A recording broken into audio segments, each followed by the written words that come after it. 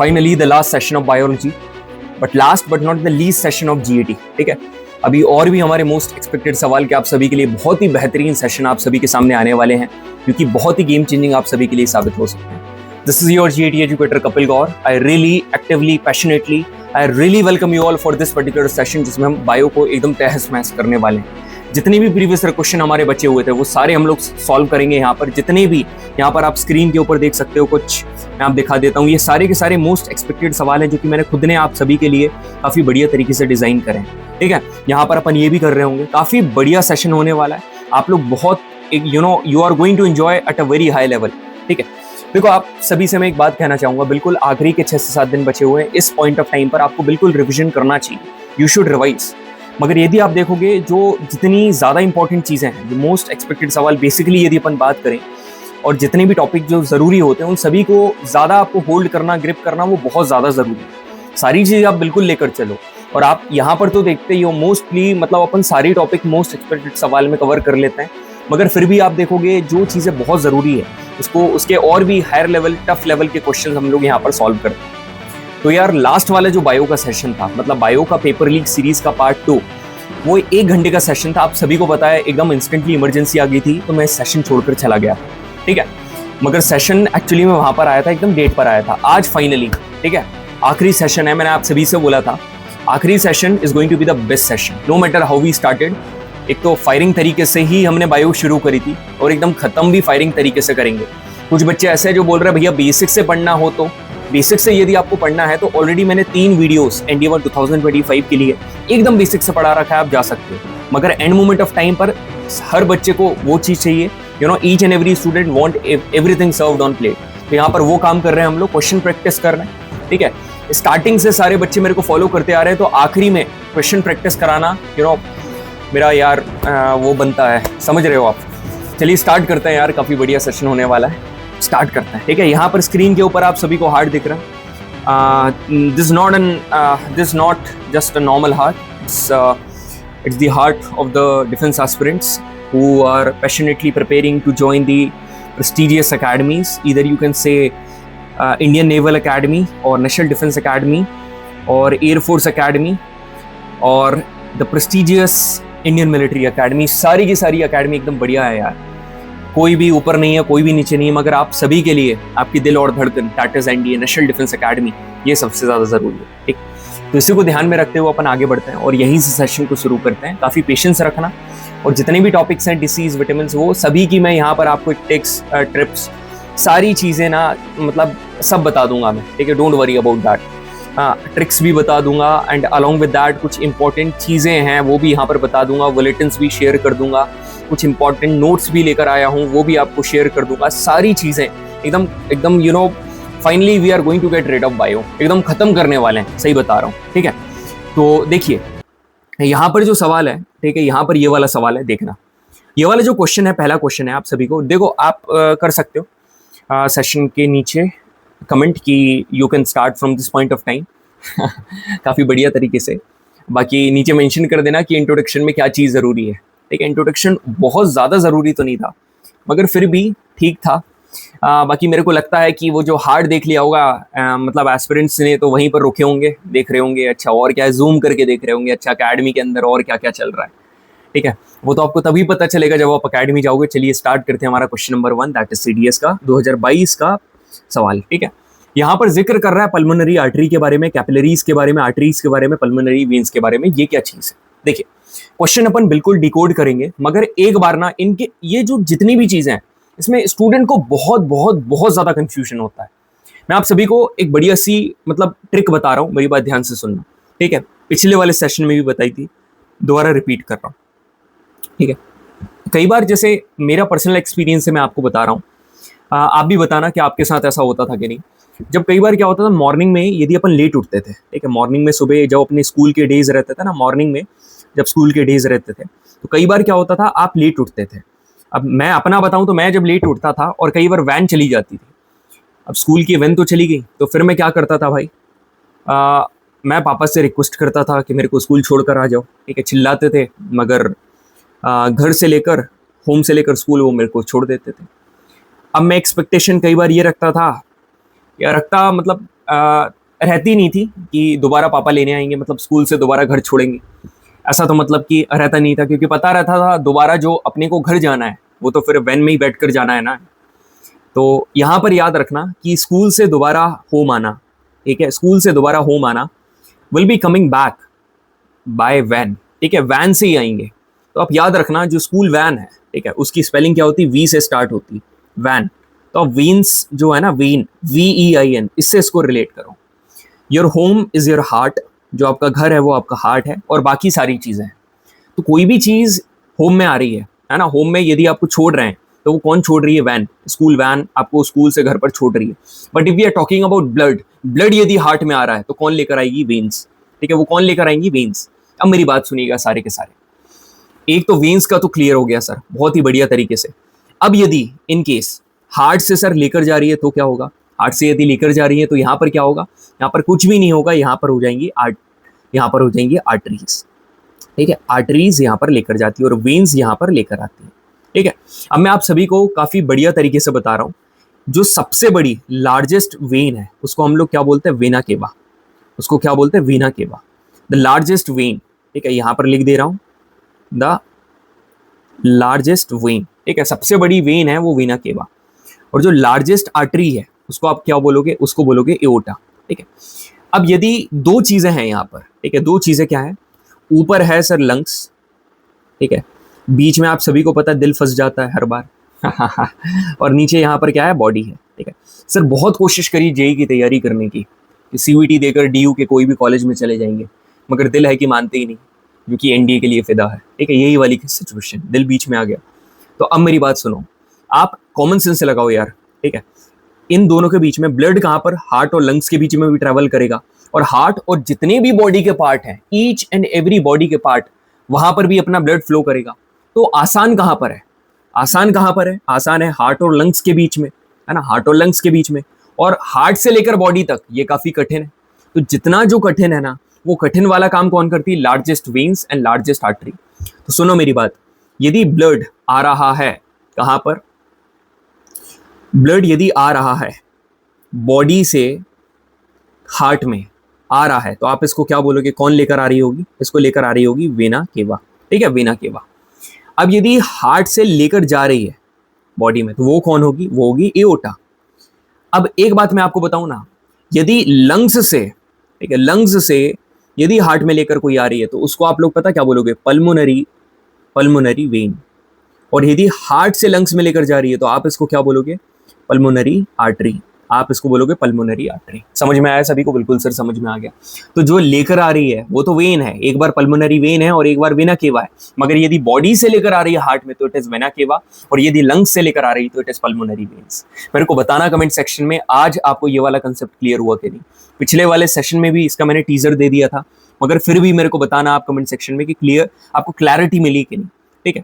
बिल्कुल अपन वो वाले क्वेश्चन की तरफ बढ़ेंगे। अब यहाँ पर देखो, आप थोड़ा सा हार्ट को यदि देखोगे ना, यहाँ पर ये जो ऊपर वाला, इसको 4 हिस्से में डिवाइड करा है, ठीक है। ऊपर वाले पार्ट को एट्रियम बोलते हैं, मतलब ऑरिकल भी कहा जाता है इसको, AURICLE, यहाँ पर लिख दे रहा हूं, इसको ऑरिकल भी बोलते हैं, ठीक है, एट्रियम। अब नीचे वाला जो है ये है वेंट्रिकल। अब इधर वाला लेफ्ट क्यों है भैया, क्योंकि आप यदि उसको देखोगे ये जो है ये लेटरली इन्वर्टेड है। यदि आप अपनी स्क्रीन को ऐसा उठाकर अपने सीने पर लगाओगे तो आपको समझ में आ जाएगा लेफ्ट किधर है और राइट किधर है। और जो नीचे वाले दो हैं वो है वेंट्रिकल। आपको जो यहाँ पर ऐसे दिख रहे हैं ये वाले स्ट्रक्चर, ठीक है, ये क्या है, इनको हम लोग क्या बोलते हैं, इनको कहा जाता है वॉल्व, ठीक है, दीज आर वॉल्व। और ये वॉल्व क्या करती हैं, ये बैक फ्लो से प्रिवेंट करती है। यहाँ पर लिखा भी होगा, ये जितनी भी वॉल्व हैं, ठीक है, ये वॉल्व का काम क्या है, ताकि ब्लड जो है वो वापस बैक फ्लो ना हो। जैसे कि पानी जो ब्लड है वो यहाँ पर आया, अब यहाँ से यहाँ जाना चाहिए, दोबारा वापस नहीं जाना चाहिए, ठीक। दूसरा इंपॉर्टेंट स्ट्रक्चर यहाँ पर आप सभी को दिख रहा है, सेप्टम। सेप्टम एक काफी इंपॉर्टेंट पार्ट है हार्ट का, जो कि ऑक्सीजनेटेड और डीऑक्सीजनेटेड ब्लड को सेपरेट करके रखता है, ठीक है। बढ़िया सर, मजा आ गया। अब क्वेश्चन करें। अब यहाँ पर देखो, एक छोटी सी चीज और मैं बताना चाहूंगा, एक छोटी सी चीज और देख लो, काफी मजा आएगा आपको। देखो, आर्टरी क्या होती है, 2 प्रकार की चीज है, ठीक है, अभी अपन ने पढ़ा। एक होती है आर्टरी, ठीक है, एक है आर्टरी, और एक है यहाँ पर मैं लिख रहा हूं वेन, ठीक है, वेन्स। अब जो आर्टरी है, ठीक है, आर्टरी में हमेशा याद रखना, जो ब्लड है वो कैरी होता है एट हाई प्रेशर, ठीक है, एट हाई प्रेशर। यहाँ पर जो ब्लड जाएगा वो हाई प्रेशर पर जाएगा। और ब्लड यदि हाई प्रेशर पर जा रहा है तो यहाँ पर याद रखना, यहाँ पर क्या वॉल्व नहीं होती है, arteries do not have valve, valve इनके पास नहीं रहती है। वेन्स में जो ब्लड जाएगा it is going to be flown at low pressure, ठीक है, ये लो प्रेशर में जाएगा। और यहाँ पर जो वॉल्व है वो प्रेजेंट होती है, यहाँ पर वॉल्व प्रेजेंट होती है। अब मेरी बात सुनना सारे के सारे ध्यान से, यहाँ पर वॉल्व है। अब एक चीज आती है कैपिलरीज, ठीक है, कैपिलरीज। अब कैपिलरीज पता क्या होती है? कैपिलरीज आर्टरी डिवाइड होकर यहाँ पर कैपिलरीज बनाती हैं। Arteries divide into small vessels known as capillaries on reaching an organ और टिश्यू, ठीक है, ये डिवाइड होकर क्या बनेंगी? कैपिलरीज। अब सभी को ऐसा लगता है कि आर्टरीज के पास वॉल्व नहीं है तो कैपिलरीज के पास वॉल्व नहीं है। ये पॉइंट याद करने लायक है कि कैपिलरीज के पास वॉल्व्स होती हैं, ठीक है, इनके पास वॉल्व्स होती हैं। यदि आप इनके फंक्शन की बात करोगे ना तो आप यदि इसको रीड करोगे ना तो आपको कंफ्यूजन होगा, मगर ऊपर जो मैंने आप सभी को चीज बता रखी है ना आपको काफी क्लैरिटी मिलेगी। जो आपको ट्रिक बता रखी है उसे आप हमेशा दिमाग में रख सकते हो। अब क्वेश्चन करें, जितने भी क्वेश्चन आएंगे आर्टरीज, वेन्स और कैपिलरीज के ऊपर आप सारे सवाल फोड़ दोगे। आप देख लो यहाँ पर, अभी आप देख लो, पहला क्या है? Pulmonary artery. तो अब मेरी बात ध्यान से सुनो, एक है पल्मोनरी आर्टरी और यहाँ पर है पल्मोनरी वेन। तो सर वेन का काम है तो लेकर आना, ठीक है, वेन का काम है लेकर आना टू हार्ट, ठीक है। अब यहाँ पर दो ऑप्शन देख लो, carry blood from lungs to heart और एक ऑप्शन है carry blood to heart muscles, है ना। दो आपको दिख रहे हैं यहाँ पर, carry blood from heart to lungs. तो आप सभी को पता है पल्मोनरी वेन मतलब कि लेकर जा, मतलब लेकर आना, कहां पर? हार्ट में, कैरी ब्लड टू हार्ट।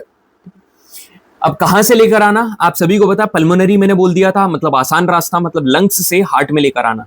मतलब डी का यहां पर क्या हो जाएगा? डी का यहां पर हो जाएगा 1।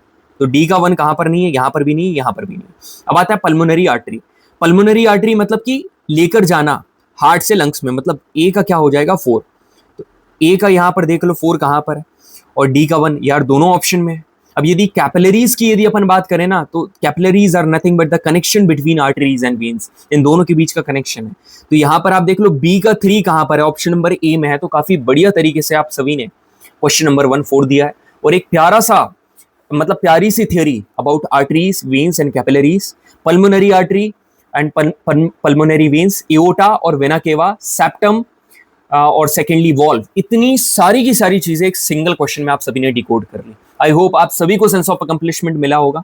अब आगे अपन कुछ और सवाल की तरफ बढ़ते हैं, ठीक है। यहाँ पर देखिए, ये जो अभी मैंने आप सभी को ऊपर बताया ये याद रखना। देखो कभी भी CO2 का जो फ्लो होता है ना, CO2 का जो फ्लो होता है, पहले CO2 है, ठीक है, सेल से आएगी, फिर वेना केवा, ठीक है, फिर हमारे हार्ट में आई, फिर लंग्स में, फिर ट्रकिया, फिर नॉस्ट्रल्स और फिर बाहर हो गई। ये मैं बस ऐसे ही बता रहा हूँ, रेस्पिरेशन का पार्ट है। यहाँ पर क्वेश्चन देखिए आप सारे के सारे, यहाँ पर क्वेश्चन आप सभी की स्क्रीन पर, the oxygenated blood from the lungs is received by, ठीक है, लंग्स से जो ऑक्सीजनेटेड ब्लड आता है वो कहाँ पर आता है? तो आप एक बात मेरे को बताओ, जब अपन हार्ट का डायग्राम बना रहे थे, ठीक है, जब अपन हार्ट का डायग्राम बना रहे थे तो आपने देखा था यहाँ पर 2 चीजें थी, है ना, और ऊपर 2 चीजें थी, ठीक है। यदि हार्ट को 4 टुकड़ों में डिवाइड करा जाए, ठीक है, हार्ट को 4 टुकड़ों में डिवाइड करा जाए, ठीक है, तो आप इसको क्या बोलोगे? इसको बोलोगे sir this is left auricle या एट्रियम, ठीक है, ऑरिकल बोल दो, लेफ्ट ऑरिकल। इसको क्या बोलोगे? लेफ्ट वेंट्रिकल, इसको बोलोगे लेफ्ट वेंट्रिकल, ठीक है, राइट वाला यहाँ पर लेफ्ट हो गया। अब मेरी बात सुनो, ये जो येलो कलर की थी, ठीक है, ये जो येलो कलर की थी ये क्या थी पता है? They were nothing but they were pulmonary veins, ठीक है, दे वर पल्मोनरी वेन्स। और जो आपको पिंक कलर की यहाँ पर नजर आ रही थी ये क्या थी? ये थी pulmonary artery, they were nothing but pulmonary artery. अब मेरी बात सुनो सारे के सारे ध्यान से, पल्मोनरी आर्टरी और यहाँ पर पल्मोनरी वेन्स, मैंने दोनों चीजें आप सभी को यहाँ पर क्लियरली बता दी। अब यहाँ पर, ठीक है, ये जो लेफ्ट ऑरिकल है, ठीक है, यहाँ पर आप देखोगे जो ब्लड नीचे जा रहा है, अभी मैं आपको पिक्चर दिखाऊंगा ना, ये यही बस एक ही चीज याद रखनी, पूरा याद नहीं करना है। आप देखो इस पल्मोनरी वेन्स से निकलकर नीचे जा रहा है ना, आप यदि यहाँ पर ब्लड के ऊपर फोकस करोगे, ये पूरा ब्लड यहाँ पर कौन लेकर आई? Pulmonary vein. कहाँ पर लेकर आई? लेफ्ट एट्रियम में। और यही नीचे से ऊपर जाएगा, कोई पल्मोनरी आर्टरी से तो बाहर जा रहा है। अब इतना बेसिक सेंस तो आपको भी होना चाहिए, है ना, कि वेन्स लेकर आती है। अभी मैंने ट्रिक भी बता दी कि वेन्स लेकर आती हैं और आर्टरीज लेकर जाएंगी। तो वेन्स लेकर आएंगी, बस याद। अब आप सोचोगे कि याद करने वाली चीज क्या थी? याद करने वाली चीज ये थी कि लेफ्ट ऑरिकल के पास यहाँ पर पल्मोनरी आर्टरी और पल्मोनरी वेन, तो लेफ्ट ऑरिकल में जो भी चीज आएगी वो पल्मोनरी वेन लेकर आएगी, ठीक है। कौन लेकर आएगी? Pulmonary vein. तो अब मेरी बात ध्यान से सुनना, पल्मोनरी वेन क्या लेकर आएगी? आप दिमाग लगाओ, पल्मोनरी वेन कहां से लेकर आएगी? पल्मोनरी वेन मतलब कि यार पल्मोनरी बॉडी से तो लेकर आएगी नहीं, तो आप क्या बोलोगे? Lungs to heart, lungs to heart, lungs से लेकर आएगी और कहां पर? हार्ट में लाकर छोड़ देगी।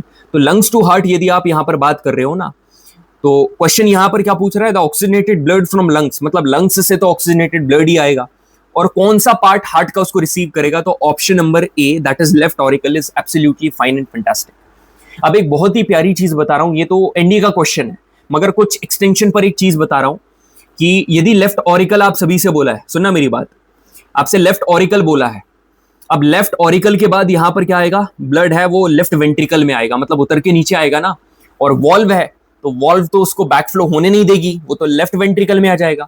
तो याद रखना, अब लेफ्ट वेंट्रिकल के बाद कहां जाएगा? अब लेफ्ट वेंट्रिकल के बाद आप देखना कि यहां पर आ जाएगा एओर्टा, यहां पर क्या? एओर्टा, और ये एओर्टा पूरी की पूरी बॉडी में क्या करेगा? ये ब्लड को फ्लो कर देगा। तो अब मेरी बात सुनो, एक सबसे क्रूशियल पार्ट जिसको हम लोग बोलते हैं लेफ्ट वेंट्रिकल, मतलब it is the hardest pumping part of the heart, क्या है? Left ventricle. क्यों? क्योंकि लंग्स में क्या प्रेजेंट है? एल्वियोलाई प्रेजेंट है, वहां पर ऑक्सीहीमोग्लोबिन मतलब प्योर ऑक्सीजनेटेड ब्लड बनकर आया, कहां पर? हार्ट में। अब हार्ट से पूरी बॉडी में पंप करना है, तो कौन सा पार्ट सबसे तेजी से पंप करेगा? That is left ventricle. तो 2 सवाल यहां से करवा दिए, मगर 2 सवाल नहीं, अश्योरिटी दे दी कि इसके बाहर कोई भी चीज नहीं पूछेगी आपसे। और सवाल करते हैं, जरा देखो सीडीएस का 2021 का क्वेश्चन नंबर 2, ठीक है। In the human body blood flows through a process of double circulation, मतलब ह्यूमन बॉडी में जो खून है वो डबल सर्कुलेशन प्रोसेस की मदद से जाता है। अब सर आपने डबल सर्कुलेशन तो बताया नहीं। अरे सब कुछ कहानी अभी तो बताई। कैसे? देखो, हार्ट, लंग्स है, लंग से आपका खून आया, कौन लेकर आया? लंग से कहां पर आएगा? हार्ट में, क्योंकि लंग से सीधा बॉडी में तो जाएगा नहीं, कोई पंप करने के लिए भी चाहिए ना कि भाई ये ले पंप कर दिया और पूरे में फैल जा, ठीक है। तो लंग्स से हार्ट में कौन लेकर आएगा? Pulmonary vein. यहां पर मैंने बताया ये लंग्स है, फिर यहां पर ये हार्ट है और नीचे बॉडी है, ठीक है। तो आप सभी को पता है लंग्स से हार्ट में कौन लेकर आएंगे? Pulmonary vein. अब हार्ट से बॉडी में कौन लेकर जाएगा? कौन? एओर्टा, ठीक है। अब बॉडी से हार्ट में कौन लेकर आएगा? बॉडी से हार्ट में वेना केवा। अब हार्ट से लंग्स में कौन लेकर जाएगा? बताओ ना, हार्ट से लंग्स में कौन? पल्मोनरी आर्टरी लेकर जाएगी। अब कॉमन सेंस से लगाओ, एक दिमाग लगाओ, ये तो आप सभी को मैंने ट्रिक से याद करवा दिया था, मगर एक और चीज छोटी सी याद रखना जो थोड़ी देर पहले बताई। लंग्स से हार्ट में आ रहा है, तो लंग्स से यदि हार्ट में आ रहा है तो हार्ट के कौन से पार्ट में आ रहा है? हार्ट के लेफ्ट ऑरिकल में आ रहा है, लेफ्ट एट्रियम में आ रहा है, दोनों का मतलब एक ही है। फिर उसके नीचे आया लेफ्ट वेंट्रिकल। लेफ्ट वेंट्रिकल क्या करता है? सबसे तेजी से पंप करता है ताकि पूरा का पूरा खून एओर्टा से जाकर कहां पर? पूरी बॉडी में फैल जाए। तो अब कैसे याद रखना? पल्मोनरी वेन्स, ये लंग्स है, उसके बाद पल्मोनरी वेन्स लेकर आई कहां पर? हार्ट में। हार्ट से एओर्टा क्या करेगी? पूरी की पूरी बॉडी में उसको ट्रांसफर करवा देगी। इसके बाद ये, इसके बाद ये, इसके बाद ये, खत्म, ठीक है। This is the final destination of heart. अब यहां पर सुनो, क्वेश्चन क्या पूछ रहा है कि इसमें कौन सी स्टेटमेंट सही है? Oxygenated blood reaches the left side of the heart from the lungs, मतलब लंग्स से जो ऑक्सीजनेटेड ब्लड है वो हार्ट के लेफ्ट साइड में आता है। यार इसमें गलत क्या लिखा है? पहली स्टेटमेंट ही सही होगी, अभी तो बताया लेफ्ट ऑरिकल में आता है। स्टेटमेंट नंबर 1 मतलब ऑप्शन नंबर ए से एकदम सही है, ठीक है। ऑप्शन नंबर ए एकदम सही है। चलिए बढ़िया है, सही है तो आगे बढ़ते हैं भाई। ये थोड़ा याद रखना काफी जरूरी है कि बर्ड्स और मैमल्स 4 चैम्बर्ड हार्ट है, फिशेस 2 चैम्बर्ड हार्ट है, और इनका जो ब्लड है it is pump through gills. Amphibians और रेप्टाइल्स में 3 चैम्बर्ड हार्ट है, और इनके जो बॉडी का टेम्परेचर है depends upon the temperature of the environment, ठीक है। और थोड़ी बहुत ये जो इम्प्योर और प्योर ब्लड की मिक्सिंग है वो टॉलरेट कर सकते हैं। अब यहाँ पर आगे और क्वेश्चन करते हैं बीपी के ऊपर कौन सा क्वेश्चन है? तो यहाँ पर बीपी का क्वेश्चन करने से पहले मैं आप सभी को एक बात बताना चाहूंगा। देखो, ब्लड प्रेशर का मतलब क्या है?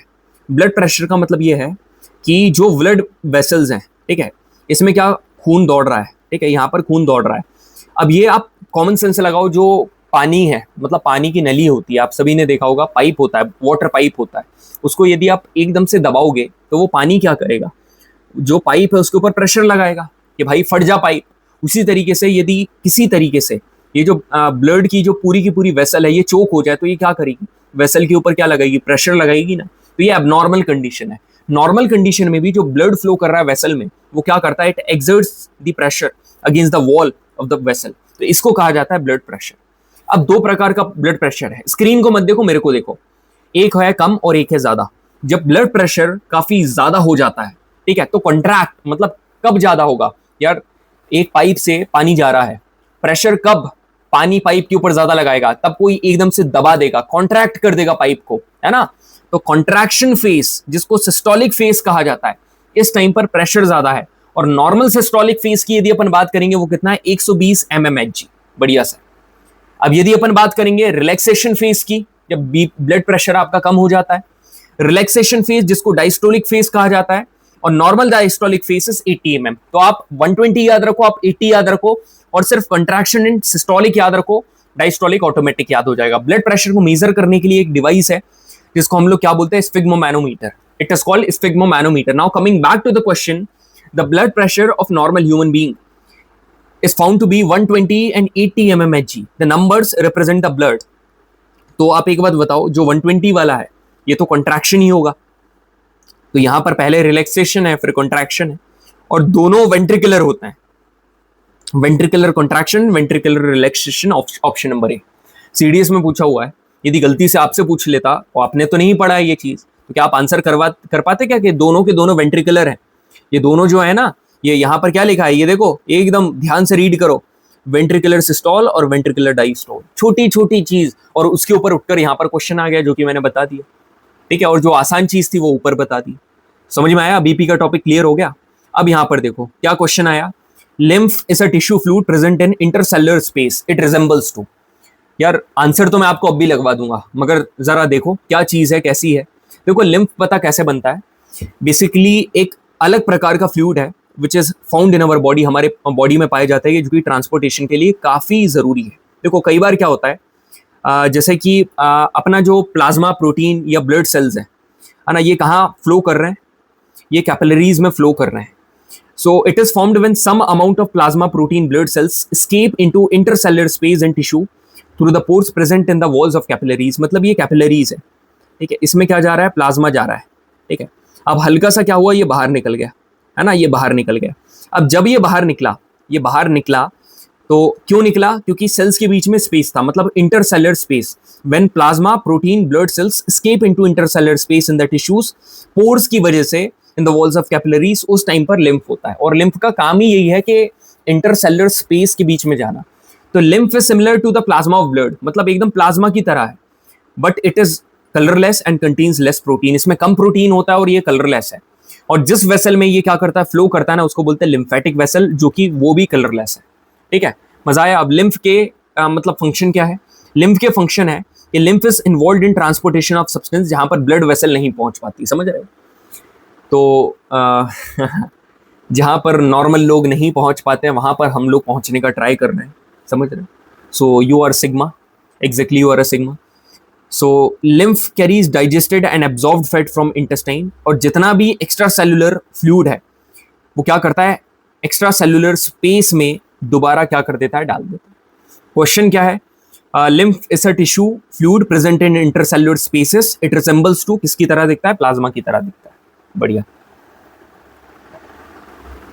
अब आगे बढ़े। हाँ जी सर, ये वाला क्वेश्चन देखो, Which one of the following statement about lymph is correct? Lymph is formed due to leakage of blood through capillaries. अभी मैंने बताया था, मतलब कैपिलरीज के इंटरसेलुलर स्पेस में जब वो चला जाता है, उस टाइम पर लिम्फ का फॉर्मेशन होता है। तो statement number A is absolutely correct, मतलब ऑप्शन नंबर ए एकदम सही है, सही जवाब है, ठीक है। आगे कोई क्वेश्चन है क्या, ये है कि which of the following structure of plant is responsible for transpiration? तो पहले तो मैं आप सभी की जानकारी के लिए बता दूं, ट्रांसपिरेशन का मतलब क्या होता है, बहुत लोगों को कंफ्यूजन है। पानी का है ना लॉस होना, ठीक है, the loss of water, basically पानी का लॉस होना in the form of vapour from aerial part of the plant is called transpiration. यार देखो क्या होता है, जैसे पेड़ है, पेड़ में क्या रहता है, कई बार एक्सेस वाटर भी प्रेजेंट रहता है। अब वो जो एक्सेस वाटर है उसको इवेपोरेट करना पड़ेगा, ठीक है, वो पानी को इवेपोरेट करना पड़ेगा। तो वो क्या करता है, एक ट्रांसपिरेशनल पुल क्रिएट करता है, ठीक है, ट्रांसपिरेशन पुल क्रिएट करेगा, and it also create the suctional force. ये क्या करता है, एक सक्शनल फोर्स भी क्रिएट करता है, और सक्शनल फोर्स मतलब कि जो कि ऊपर साइड लगता है और ऊपर जाने के बाद पत्तियों से पानी इवापोरेट हो जाता है। पेड़ का टेम्परेचर मेंटेन करता है और आयंस की सप्लाई को मेंटेन करता है। इट रिमूव्स एक्सेस वाटर, जितना भी एक्सेस वाटर है उन सभी को वहां से रिमूव कर देता है। ठीक है, तो दो क्वेश्चन और देखते हैं यहाँ पर। विच one of the following elements is involved in the control of water content of the blood. CDS का क्वेश्चन है ये। ठीक है, कि इसमें से कौन सा एलिमेंट है जो कि ब्लड के वाटर कंटेंट को कंट्रोल करके रखता है। देखो यहाँ पर तो मैं एक ऑप्शन आपको बता दूंगा कि पोटेशियम है, मगर इसके साथ सोडियम का भी काफी बड़ा रोल होता है कि हमारे ब्लड में पानी के कंटेंट को कंट्रोल करना। Which one of the following vitamins has a role in blood clotting. Blood clotting में इसमें से विटामिन के का बहुत बड़ा रोल है। ठीक है, विटामिन के का काफी बड़ा रोल है। बढ़िया सर, मजा आ गया। अब यहाँ पर हम बढ़ते हैं कुछ PLQ की तरफ, मतलब पेपर लीक क्वेश्चंस। इसमें ज्यादा समय नहीं लगेगा, ये तो टेस्ट के तौर पर मैं बढ़िया एकदम सही तरीके से बता देता हूँ आप सभी को। तो आप मेरे को देखो, यहाँ पर अपन करने वाले हैं कितने सेट में, हम लोग यहाँ पर 20 क्वेश्चन करने वाले हैं। ठीक है, तो आप मेरे को कमेंट सेक्शन में करके बताना, पहले बताना सेशन कैसा लगा, नीचे बताना कि सेट नंबर 1 में, ठीक है, आपने कितने क्वेश्चन सही करे आउट ऑफ 20। ठीक है, और इसके बाद अपन सेट नंबर 2 भी करेंगे, डोंट वरी। सेट नंबर 1 में 20 क्वेश्चन है। ठीक है, सेट नंबर 2 में आपको 15 क्वेश्चन मिलेंगे। ठीक है, 15 क्वेश्चन मिलेंगे। तो स्टार्ट करें। बिल्कुल sir, we are excitedly waiting for it. चलिए, which one of the following is incorrect regarding lymph. Okay, it is similar to plasma but colourless. यार ये तो सही है, क्या गलत है? It is similar to plasma but contains more protein. गलत, इसमें ज्यादा प्रोटीन है क्या? नहीं भाई, इट कंटेन्स लेस प्रोटीन। तो option number B is correct. बढ़िया सर। यहां पर देखिए, arteries are the vessels which carry blood away from the heart to various organs of the body. Arteries ऐसी वेसल्स हैं जो कि ब्लड को लेकर जाती है हार्ट से और अदर ऑर्गन में। बिल्कुल सही बात है। Exchange of material between blood and surrounding sales, मतलब ब्लड और सराउंडिंग सेल्स के बीच में जो मटेरियल का एक्सचेंज होता है वो कैपिलरीज से होता है क्या? बिल्कुल। सीडीएस का एक क्वेश्चन करा था कि आर्टरीज और वेन्स के बीच में, ठीक है, जो एक्सचेंज होता है वो कौन करता है? वो कैपिलरीज करती है। तो दोनों की दोनों स्टेटमेंट एकदम सही है। तो यहाँ पर है ही नहीं, तो यहाँ पर एक बोथ करके ऑप्शन कर लो और बोथ यहाँ पर करेक्ट हो जाएगा। ठीक है, आपको भी पॉज करके हर बार क्वेश्चन को रीड करना है खुद से और आंसर बताना है। मैं तो यहाँ पर बता रहा हूँ, मगर तभी तो आप अपना स्कोर देख पाओगे ना। Consider the following statements. Oxygen is carried all over the body with the help of fusion pressure alone. देखो, सभी को लगता है, सभी को पता है कि गैसेस का जो मोमेंट होता है, जितनी भी गैसेस हैं, इन गैसेस का जो मोमेंट होता है, इन गैसेस का मूवमेंट होता है, ये इस प्रोसेस को हम लोग क्या बोलते हैं? डिफ्यूजन। इस प्रोसेस को हम लोग डिफ्यूजन बोलते हैं। तो बॉडी में जो ऑक्सीजन है, ठीक है, ये ऑक्सीजन क्या है? ये भी एक प्रकार की गैस है। ठीक है, ये भी एक प्रकार की गैस है। तो अब ये जो जिस प्रकार की गैस है, तो क्या सिर्फ डिफ्यूजन प्रोसेस की मदद से हमारी बॉडी में फ्लो करती है क्या? नहीं भाई। एक बात बताऊं, ये यूज करती है एक पिगमेंट को। ये क्या? ये यूज करती है साथ में, मतलब डिफ्यूजन तो है मगर साथ में पिगमेंट का यूज करती है। और ये जो हमारा पिगमेंट है, रेस्पिरेटरी पिगमेंट, इसको हम लोग बोलते हैं हीमोग्लोबिन। ये क्या है? हीमोग्लोबिन। मतलब ऑक्सीजन जब हीमोग्लोबिन के साथ मिलती है, ये बनाती है ऑक्सी हीमोग्लोबिन। ठीक है, प्योर ब्लड होता है और ये फिर आगे जाके पूरी की पूरी बॉडी में जाकर ट्रैवल करता है। ठीक है सर, तो पहली वाली स्टेटमेंट गलत है। Carbon dioxide is more soluble in water than oxygen. ठीक है, कार्बन डाइऑक्साइड ज्यादा सॉल्युबल है वाटर में, hence it is more transported in the dissolved form in our blood. बिल्कुल सही बात है, एकदम सही बात है कि कार्बन डाइऑक्साइड जो है वो ज्यादा सॉल्युबल है वाटर में देन ऑक्सीजन, इसलिए it is mostly transported in the dissolved form in our blood. तो सेकंड वाली सही है। तो कितनी स्टेटमेंट सही है? Option number B is correct. मजा आ गया sir. The plasma of the blood contains which among the following constituent. Blood के प्लाज्मा में क्या क्या होता है? प्रोटीन भी होता है, सॉल्ट्स भी होता है और हार्मोन्स भी होते हैं। Option number D is correct. सब कुछ होता है। ठीक है, plasma is the largest component of blood. बिल्कुल यार, plasma is the largest component of blood. Plasma is the mode of excretory product transport. Plasma जो है is the mode of excretory product transport. बिल्कुल, यहां से एक्सक्रीटरी प्रोडक्ट भी transfer होता है। Cells also dump their waste into plasma and plasma फिर उनको क्या करता है? उस वेस्ट को रिमूव कर देता है बॉडी से। बिल्कुल सही बात है, सेल्स अपना वेस्ट निकाल कर प्लाज्मा में डाल देते हैं और प्लाज्मा उस वेस्ट को बॉडी से बाहर निकाल देता है। तो कितनी स्टेटमेंट यहाँ पर सही है? सर सारी की सारी स्टेटमेंट यहाँ पर सही है। मजा आ गया। अब यहाँ पर question number 6, which one of the following blood cells found in abundance in human blood, human body. मतलब ह्यूमन बॉडी में सबसे ज्यादा पाया जाने वाला कौन सा सेल है? सही बताऊं ना, सबसे ज्यादा जो पाया जाता है वो है रेड ब्लड कॉर्पस्कल्स, मतलब red blood sales. Option number A is correct. सबसे ज्यादा पाए जाते हैं। ठीक है, देखो मैं आप सभी को एक बात बताऊं, बिल्कुल सर, ये जो रेड ब्लड सेल्स है ना, इनको एरिथ्रोसाइट कहा जाता है,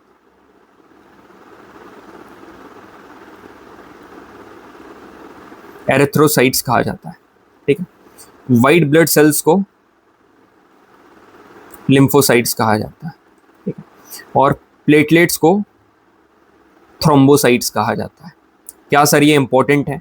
अरे भाई, आपकी जितनी जो इंपॉर्टेंट रैंक है ना लेफ्टिनेंट, उतना इंपॉर्टेंट है ये, ठीक है। चलो, पेपर लीक क्वेश्चन करने में मेरे को पता है आप बहुत मजे कर रहे हो। Red blood cells are also known as erythrocyte, बिल्कुल कहा जाता है। It consist of haemoglobin pigment, बिल्कुल यार, हीमोग्लोबिन पिगमेंट से मिलकर बनता है ये red blood sales.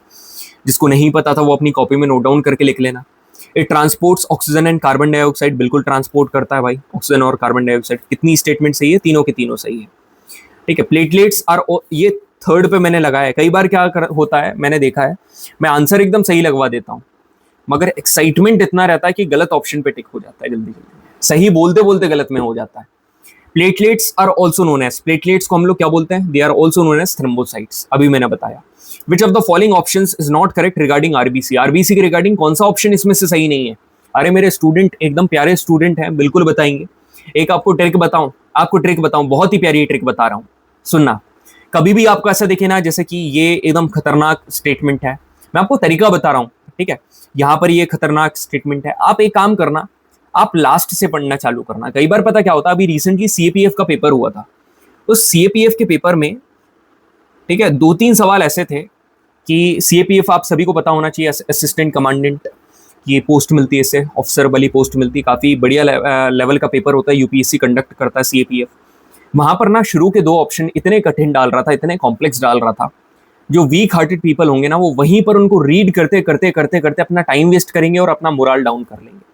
Same question, मतलब आरबीसी के रिगार्डिंग कौन सी स्टेटमेंट सही नहीं है, तो यहां पर करना, RBCs are formed by plasma, जो रेड ब्लड सेल्स हैं they are formed by plasma, मतलब क्या बनाता है? प्लाज्मा बनाता है। अरे भाई, ये जितने भी आरबीसी और डब्ल्यूबीसी है ना, ब्लड सेल्स हैं, इनको कौन बनाता है? इनको बनाती है बोन, जिसको हम लोग बोलते हैं बोन मैरो, इनको हम लोग क्या बोलते हैं? Bone marrow. तो ये वाली स्टेटमेंट गलत है, मतलब option number C is correct. मजा आया? अब ऊपर का रीड करने की जरूरत ही नहीं है। अब यहां पर देखो आप, अब क्यों रीड नहीं करवाया? यदि वो प्रीवियस क्वेश्चन होता तो रीड करवाता, ऊपर वाली स्टेटमेंट ऑलरेडी हमने कवर कर ली है। Identify the types of blood cells on the basis of information given below. A contains pigment of iron, अच्छा आयरन होता है, तो आयरन तो आपकी जानकारी के लिए बता दूं आरबीसी के पास होता है। B multiply rapidly when foreign body enters, मतलब पता है फॉरेन जर्म्स को किल करने का काम व्हाइट ब्लड सेल्स का है। और एक करता है ब्लड क्लॉटिंग, कौन करती है? Platelets, platelets. तो देख लो आंसर क्या है, आरबीसी, डब्ल्यूबीसी एंड प्लेटलेट्स, तो option number C is correct, ठीक है। बिल्कुल सर, मजा आ गया। Red blood corpuscles are formed in, कहां पर बनते हैं? रेड ब्लड कार्प्यूसल्स, तो रेड ब्लड सेल्स कहां पर बनते हैं? बोन मैरो में बनते हैं, अभी आपको बताया। The blood cells that carry blood from heart to various part of the body, तो हार्ट से बॉडी तक लेकर जाना, ठीक है, बड़ा काम है भाई। या तो बॉडी में लेकर जाना, या तो एओर्टा होगा, या तो वेना केवा होगा। यदि लेकर आती तो वेन्स, हार्ट में लेकर आती तो वेन्स। अब ये लेकर जा रही है तो एओर्टा इज करेक्ट, ठीक है। तो अब तो सर एओर्टा तो है ही नहीं ऑप्शन में। अरे तो आर्टरी तो है, आर्टरी इज द, मतलब aorta is the largest artery, सबसे बड़ी आर्टरी कौन सी है? एओर्टा है, तो आर्टरी तो ऑप्शन में गिवन है ना। क्या बढ़िया सवाल था, मजा आया कि नहीं यार सवाल सॉल्व करके? ठीक है, बढ़िया, बहुत शानदार, बहुत खूब, जोरदार, जबरदस्त, जिंदाबाद। इसी तरीके से पूरे सवाल हम लोग सॉल्व करने वाले हैं, ठीक है जनाब। कीप योर जोश high, don't let your moral down. नहीं बन रहे हैं सवाल तो कोई बात नहीं, ठीक है। अभी तक आपको ऐसे सवाल मिले नहीं थे, दैट्स अ डिफरेंट थिंग। मैं आसान वाले सवाल करवाते ही नहीं हूँ, अभी आगे और इतने सरप्राइजेस रखे आप सभी के लिए, आपको बहुत मजा आने वाला है, ठीक है। जस्ट कीप द जोश हाई, सेशन को लाइक करना और हर एक आपके फ्रेंड्स को शेयर कर देना जो कि एनडीए की तैयारी कर रहा है, ठीक है। Select the veins that carries deoxygenated blood from the body to the right atrium of the heart. अब एक बात बताऊं, क्या बढ़िया सवाल है भाई, मतलब मजा आ रहा है यार। अभी मैंने आपको क्या पढ़ा है, देखो जैसे ये हार्ट है, तो इसका अभी मैंने क्या बताया, ये वाला पार्ट कौन सा था सर? ये था लेफ्ट एट्रियम। तो लेफ्ट एट्रियम में क्या आ रहा था? ऑक्सीजनेटेड ब्लड आ रहा था। ऑक्सीजनेटेड ब्लड मतलब प्योर ब्लड, कहां से आ रहा था? लंग्स से आ रहा था। अब क्या बोल रहा था? डीऑक्सीजनेटेड ब्लड बॉडी से जा रहा है राइट एट्रियम से, ठीक है, राइट एट्रियम बना दूं भाई मैं, ये राइट एट्रियम है, राइट एट्रियम। तो select the veins that carry deoxygenated blood from the body to the right atrium, मतलब यहां से लेकर आती है बॉडी से, that carry deoxygenated blood from the body, body से कैरी करके राइट एट्रियम में फेंकती है। तो बॉडी से हार्ट में कौन लेकर आएगा, वेना केवा। तो यहां से दोबारा वो जो कंसेप्ट आपका रिवाइज हो गया क्या, कि ये जो ऑक्सीजनेटेड ब्लड है, आप सभी को दिख रहा है ये जो ऑक्सीजनेटेड ब्लड है, this is associated with the left atrium, और लेफ्ट एट्रियम में जो ब्लड आता है वो आता है लंग्स से।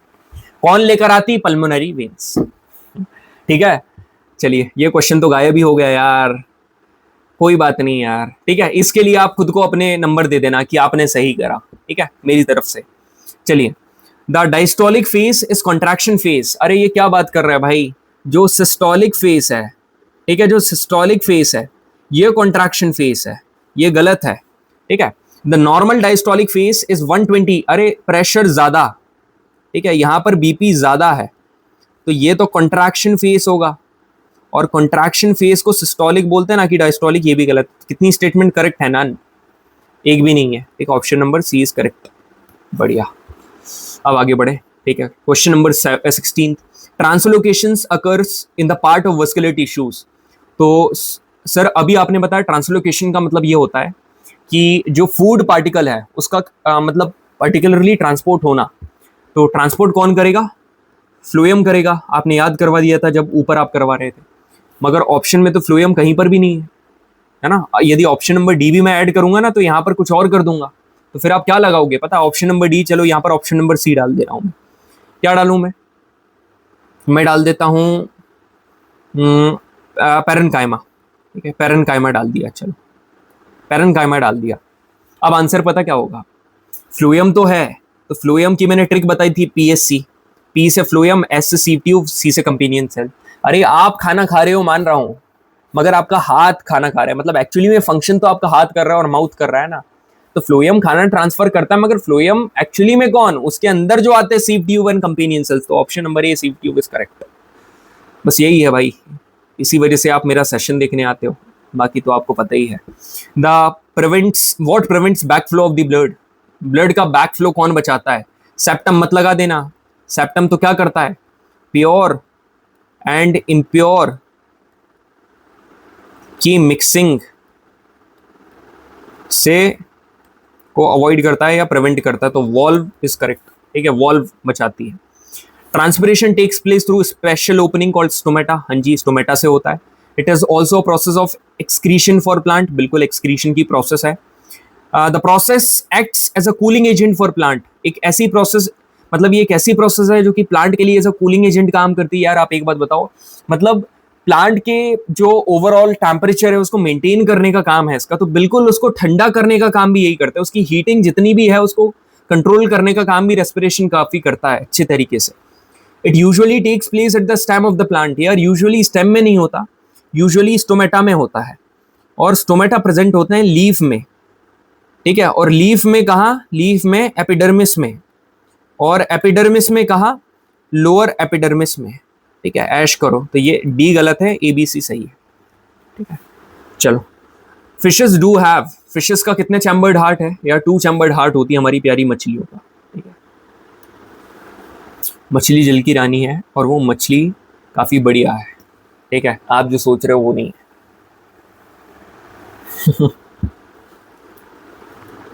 ठीक है। Which one of the following is showing the correct sequence of the flow of cells from cell to out of the body? ठीक है, फ्लो ऑफ CO2 होगा, जो अभी शुरू में आप सभी को समझाया था। क्या है, पहले तो सेल्स, फिर हार्ट, फिर एल्वियोलाई, फिर क्या ब्रोंकी, अरे फिर ब्रोंकियोल्स, फिर ब्रोंकी, फिर ट्रकिया, फिर nostrils. Option number B is correct, ठीक है। चलिए बढ़िया है भाई, 20 सवाल कर लिए। वो जो एक सवाल छूटा था ना उसके नंबर खुद को दे देना। अब बताना कि आउट ऑफ 20 क्वेश्चन सेट 1 में कितने सही हो। अब करने जा रहे हैं सेट 2, ठीक है। सेट 2 का क्वेश्चन करते हैं। So what is the structural and functional unit of kidney, kidney की स्ट्रक्चरल और फंक्शनल यूनिट क्या है। सर न्यूरॉन है, अरे न्यूरॉन तो दिमाग में है भाई, नेफ्रॉन है।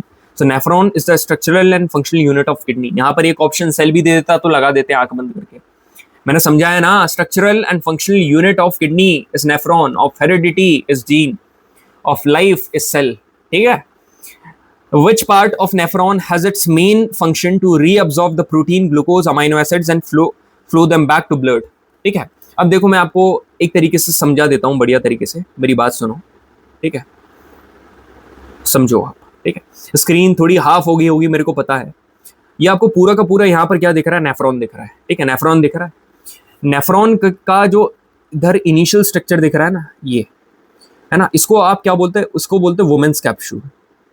इसको बोलोगे वुमेन्स कैप्सूल, वुमेन्स कैप्सूल। ये जो वुमेन्स कैप्सूल है ना, इसको जो सराउंड कर रहा है, ठीक है, इस छन्नी को जो सराउंड कर रहा है, उसको हम क्या बोलते हैं, उसको बोलते हैं ग्लोमेरुलस। ग्लोमेरुलस। वुमेन्स कैप्सूल एक छन्नी है। ठीक है, तो छन्नी का काम क्या है, छन्नी का काम है फिल्टर करना, अल्ट्रा फिल्ट्रेशन का काम है। अब मेरी बात सुनो, किडनी एक मेन ऑर्गन है ह्यूमन एक्सक्रीटरी सिस्टम का। लेफ्ट किडनी थोड़ी हायर है than right kidney in the abdominal cavity. ऐसा क्यों है, क्योंकि बीच में लिवर आ रहा है। The structural and functional unit of kidney is nephron. Each kidney is made up of thousands of nephron से मिलकर बनी हुई है। ठीक है, एक किडनी में हजारों से भी ज्यादा नेफ्रॉन है। हाई प्रेशर पे ब्लड आता है इन ट्यूब्यूल्स में बाय ब्लड कैपिलरीज, और इनको कहा जाता है glomerulus. Glomerulus is surrounded by cup shape capsule, जिसको क्या बोलते हैं, women's capsule, and this is responsible for ultra filtration. ठीक है, अल्ट्रा फिल्ट्रेशन के लिए रिस्पॉन्सिबल है। तो क्वेश्चन क्या है, which part of nephron of the human kidney is responsible for filtration of blood for excretion, Bowman's capsule. ठीक है, अभी मैंने आपको इजेशन पढ़ाया था और एक्सक्रीशन पढ़ाया था, दोनों में फर्क क्या है पता? इजेशन का मतलब होता है कि अनडाइजेस्टेड वेस्ट प्रोडक्ट का निकलना, मतलब अनडाइजेस्टेड, जो डाइजेस्ट नहीं हुआ उसका निकलना, उसको इजेशन बोलते हैं। मगर जो वेस्ट मटेरियल है उसका निकलना, उसको बोलते हैं excretion. It is called excretion. दोनों में बहुत फर्क है।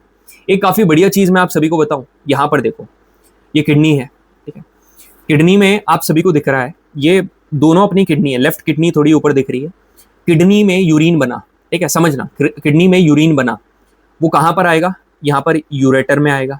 यूरेटर्स, ये पाइप, फिर यूरेटर के बाद यूरिनरी ब्लैडर में स्टोर होगा। ठीक है, ये स्टोर होने की जगह है। फिर जो यूरेथ्रा है, ठीक है, जो यूरेथ्रा है, दिस इज द ओपनिंग जिसके थ्रू वो बाहर हो जाएगा। ठीक है, जिसके थ्रू वो बाहर हो जाएगा। This is going to be the sequence, kidney to ureters to urinary bladder to urethra. मगर सर आप एक बात बताओ कि इस किडनी के अंदर ऐसा हुआ क्या कि वो यूरिन एकदम पूरी तरीके से यूरिन बन गया? मैं आप सभी को बताऊं, उसके अंदर था नेफ्रॉन। उसके अंदर क्या था, नेफ्रॉन। और नेफ्रॉन का काम क्या है कि अल्ट्रा फिल्ट्रेशन अकर्स इन ग्लोमेरुल, यहां इन ग्लोमेरुलस है, मगर एक्चुअली में वुमेन्स कैप्सूल में होता है। याद रखना, आपसे क्वेश्चन पूछेगा तो वुमेन्स कैप्सूल लगाना।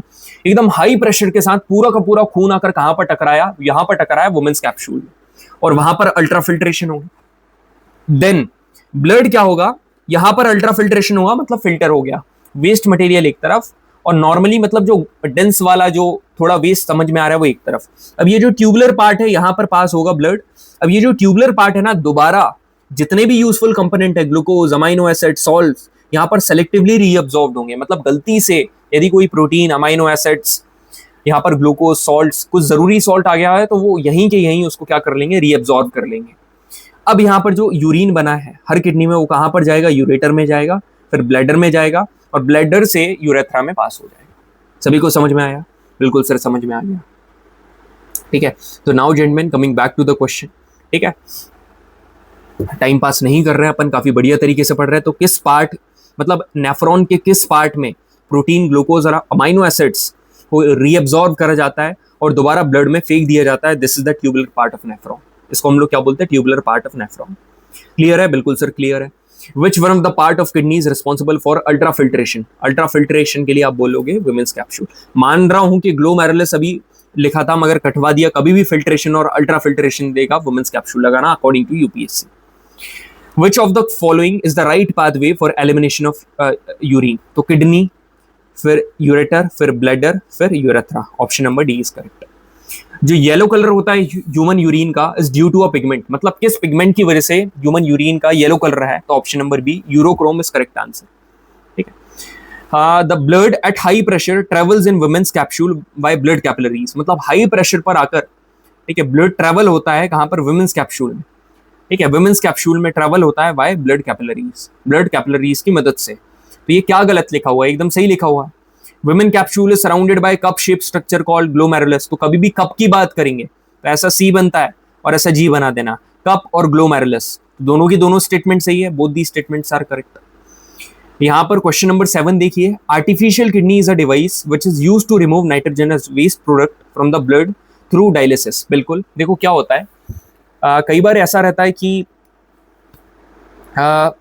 किडनी काम करना बंद कर देती है। उस पॉइंट ऑफ टाइम पर ऐसा है कि आर्टिफिशियल किडनी एक ऐसी डिवाइस है जो कि हमारी बॉडी से जितना भी नाइट्रोजनस वेस्ट है उसको बाहर फेंक देती है। और ये पूरा का पूरा जो अपैरेटस इंस्टॉल होता है इसको डायलिसिस कहा जाता है। ये बॉडी के अंदर नहीं होता है कुछ भी, बॉडी के बाहर ही, इसको अंदर इंसर्ट नहीं करा जाता है, बॉडी के बाहर ही होता है। तो ये एकदम सही है। Reabsorption does not occur in artificial kidney. ये सबसे बड़ी डिसएडवांटेज है of artificial kidney over natural kidney. Artificial kidney में रीअब्जॉर्प्शन नहीं होता है। दोनों के दोनों सही है, ठीक है, दोनों के दोनों सही है, मगर R is not the correct reason for A.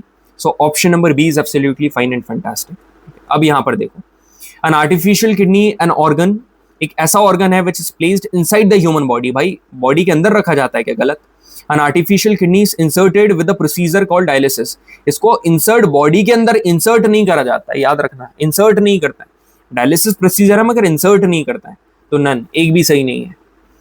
The major excretory product in human being में सबसे मेजर एक्सक्रीटरी प्रोडक्ट कौन सा? Urea is the correct answer, ठीक है, urea is the correct answer. In which duct the urine out from the urinary bladder to the outside the body.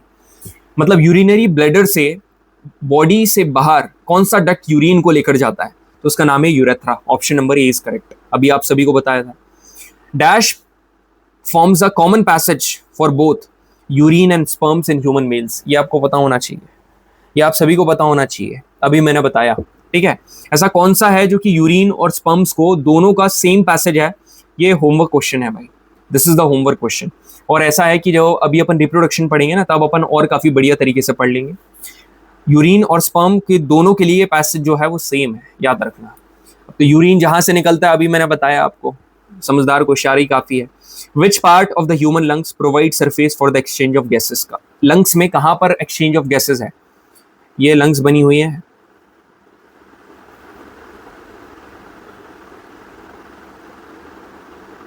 तो ये जो आपको दिख रहा है ना, इसको कहा जाता है alveoli. These are the ball like structure, they are responsible for the exchange of gases. यहां पर एल्वियोलाई में ही ऑक्सीजन और हीमोग्लोबिन एक होता है, ठीक है, बढ़िया।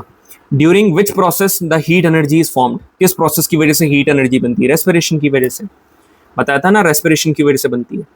विच of the following membrane cover lungs? मतलब लंग्स को कवर करने वाली कौन सी मेम्ब्रेन है? प्लियोरा, ठीक है, प्लियोरा कहा जाता है, प्लियोरा कवर करती है लंग्स को। स्टर्नम क्या है? थोड़ी देर में आपको पता चलने वाला है, don't worry. Sometimes after doing physical work cramps आ जाती है। अब ये क्रैम्प्स क्यों आती है? क्रैम्प्स इसलिए आती है क्योंकि जो पाइरुवेट है ये काय में चेंज हो जाता है? लैक्टिक एसिड में, और इकट्ठा हो जाता है। Option number D is correct. 15 सवाल हमने यहाँ पर फोड़ दिए, 15 क्वेश्चंस वी हैव ब्रोकन, ठीक है, साथ में। अब गाय के ऊपर आए, अब आते हैं भाई दूसरा टॉपिक के क्वेश्चन करेंगे यहाँ पर बढ़िया तरीके से। आई होप आपका जोश बिल्कुल भी कम नहीं हुआ होगा यार। चाय की पिक्चर यहाँ पर बनी हुई है, चाय आज है नहीं यार, ये तो पी रहे होते हैं, ठीक है, बनाने वाला कोई नहीं था यार, ठीक है, इसलिए। आप लोग के घर तो मम्मी है, दीदी हैं, आप खुद भी बना सकते हो, पानी पीकर काम चला रहे हैं। चलिए आगे बढ़े, बिल्कुल सर आगे बढ़ते हैं। एक बात बताना है आप सभी को, ठीक है, बहुत ही प्यारी बात बताओ। देखो, एक बहुत ही जरूरी अपन चीज करते हैं, अपन पढ़ते हैं क्या? अपन पढ़ते हैं विटामिन्स, ठीक है। और ये जो विटामिन्स है ये बस मैं एक स्लाइड में आप सभी के सामने क्या करने वाला हूं? रिवील करने वाला हूं, सारे के सारे। ये जूम करके आप देख सकते हो, मैं जूम नहीं कर रहा हूं, आप जूम करके देख सकते हो। अब आपको याद ये सारे करने क्या? अब जैसे मैंने पढ़ा है विटामिन ए, ठीक है, जिसको रेटिनॉल कहा जाता है, इसका सोर्स, इसका फंक्शन, इसकी डेफिशिएंसी, ये सब पढ़ना है क्या? नहीं भाई, मेनली आपको क्या पढ़ना है मैं आप सभी को बता दे रहा हूं। मेनली आपको दिमाग में रखना है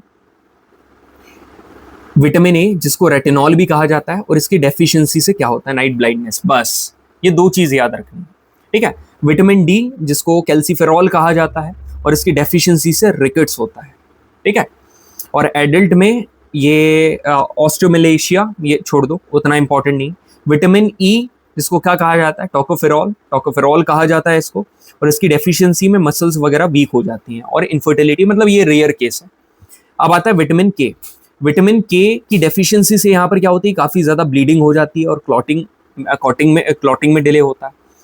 विटामिन B1 की बात करेंगे जिसको थाइमीन कहा जाता है, ये याद रखना, विच इज अ सोर्स, और जिसके सोर्स क्या है, ग्रेन्स है, पल्सेस है, दूध वगैरह पियोगे तो नहीं होगा। विटामिन बी कभी भी पूछे ना तो very very, B for V1 और बी फॉर वेरी वेरी, ठीक है। वेरी वेरी यहाँ पर हो जाता है। वेरी वेरी का मतलब क्या है, नर्व का डिसऑर्डर है और मसल की वीकनेस कहा जाता है। विटामिन B2 की बात करेंगे तो राइबोफ्लेविन कहा जाता है इसको, और इसकी डेफिशिएंसी से चिलोसिस हो जाता है, ठीक है। ये उतना इंपॉर्टेंट नहीं है, मैं आपको ऑलरेडी बता दे रहा हूँ, B2 उतना इंपॉर्टेंट नहीं है। B3 यदि आप देखोगे, नाइसिन और नाइकोटाइनिक एसिड कहा जाता है इसको, और इसकी डेफिशिएंसी से यहाँ पर पेलाग्रा देखने को मिलता है। यदि विटामिन B6 की बात करोगे, ठीक है, विटामिन B6 की बात करोगे, पायरोडॉक्सिन, ठीक है, पायरियोडॉक्सिन की बात करोगे तो ये डेफिशिएंसी जब इसकी होती है ना, एनीमिया होता है, ये बहुत इंपॉर्टेंट है, याद रखना कि विटामिन जो एनीमिया है वो किसकी कमी से होता है, तो विटामिन B6। इसकी टैबलेट वगैरह भी आपने अपने घर में देखी होगी। विटामिन B9 को फॉलिक एसिड कहा जाता है।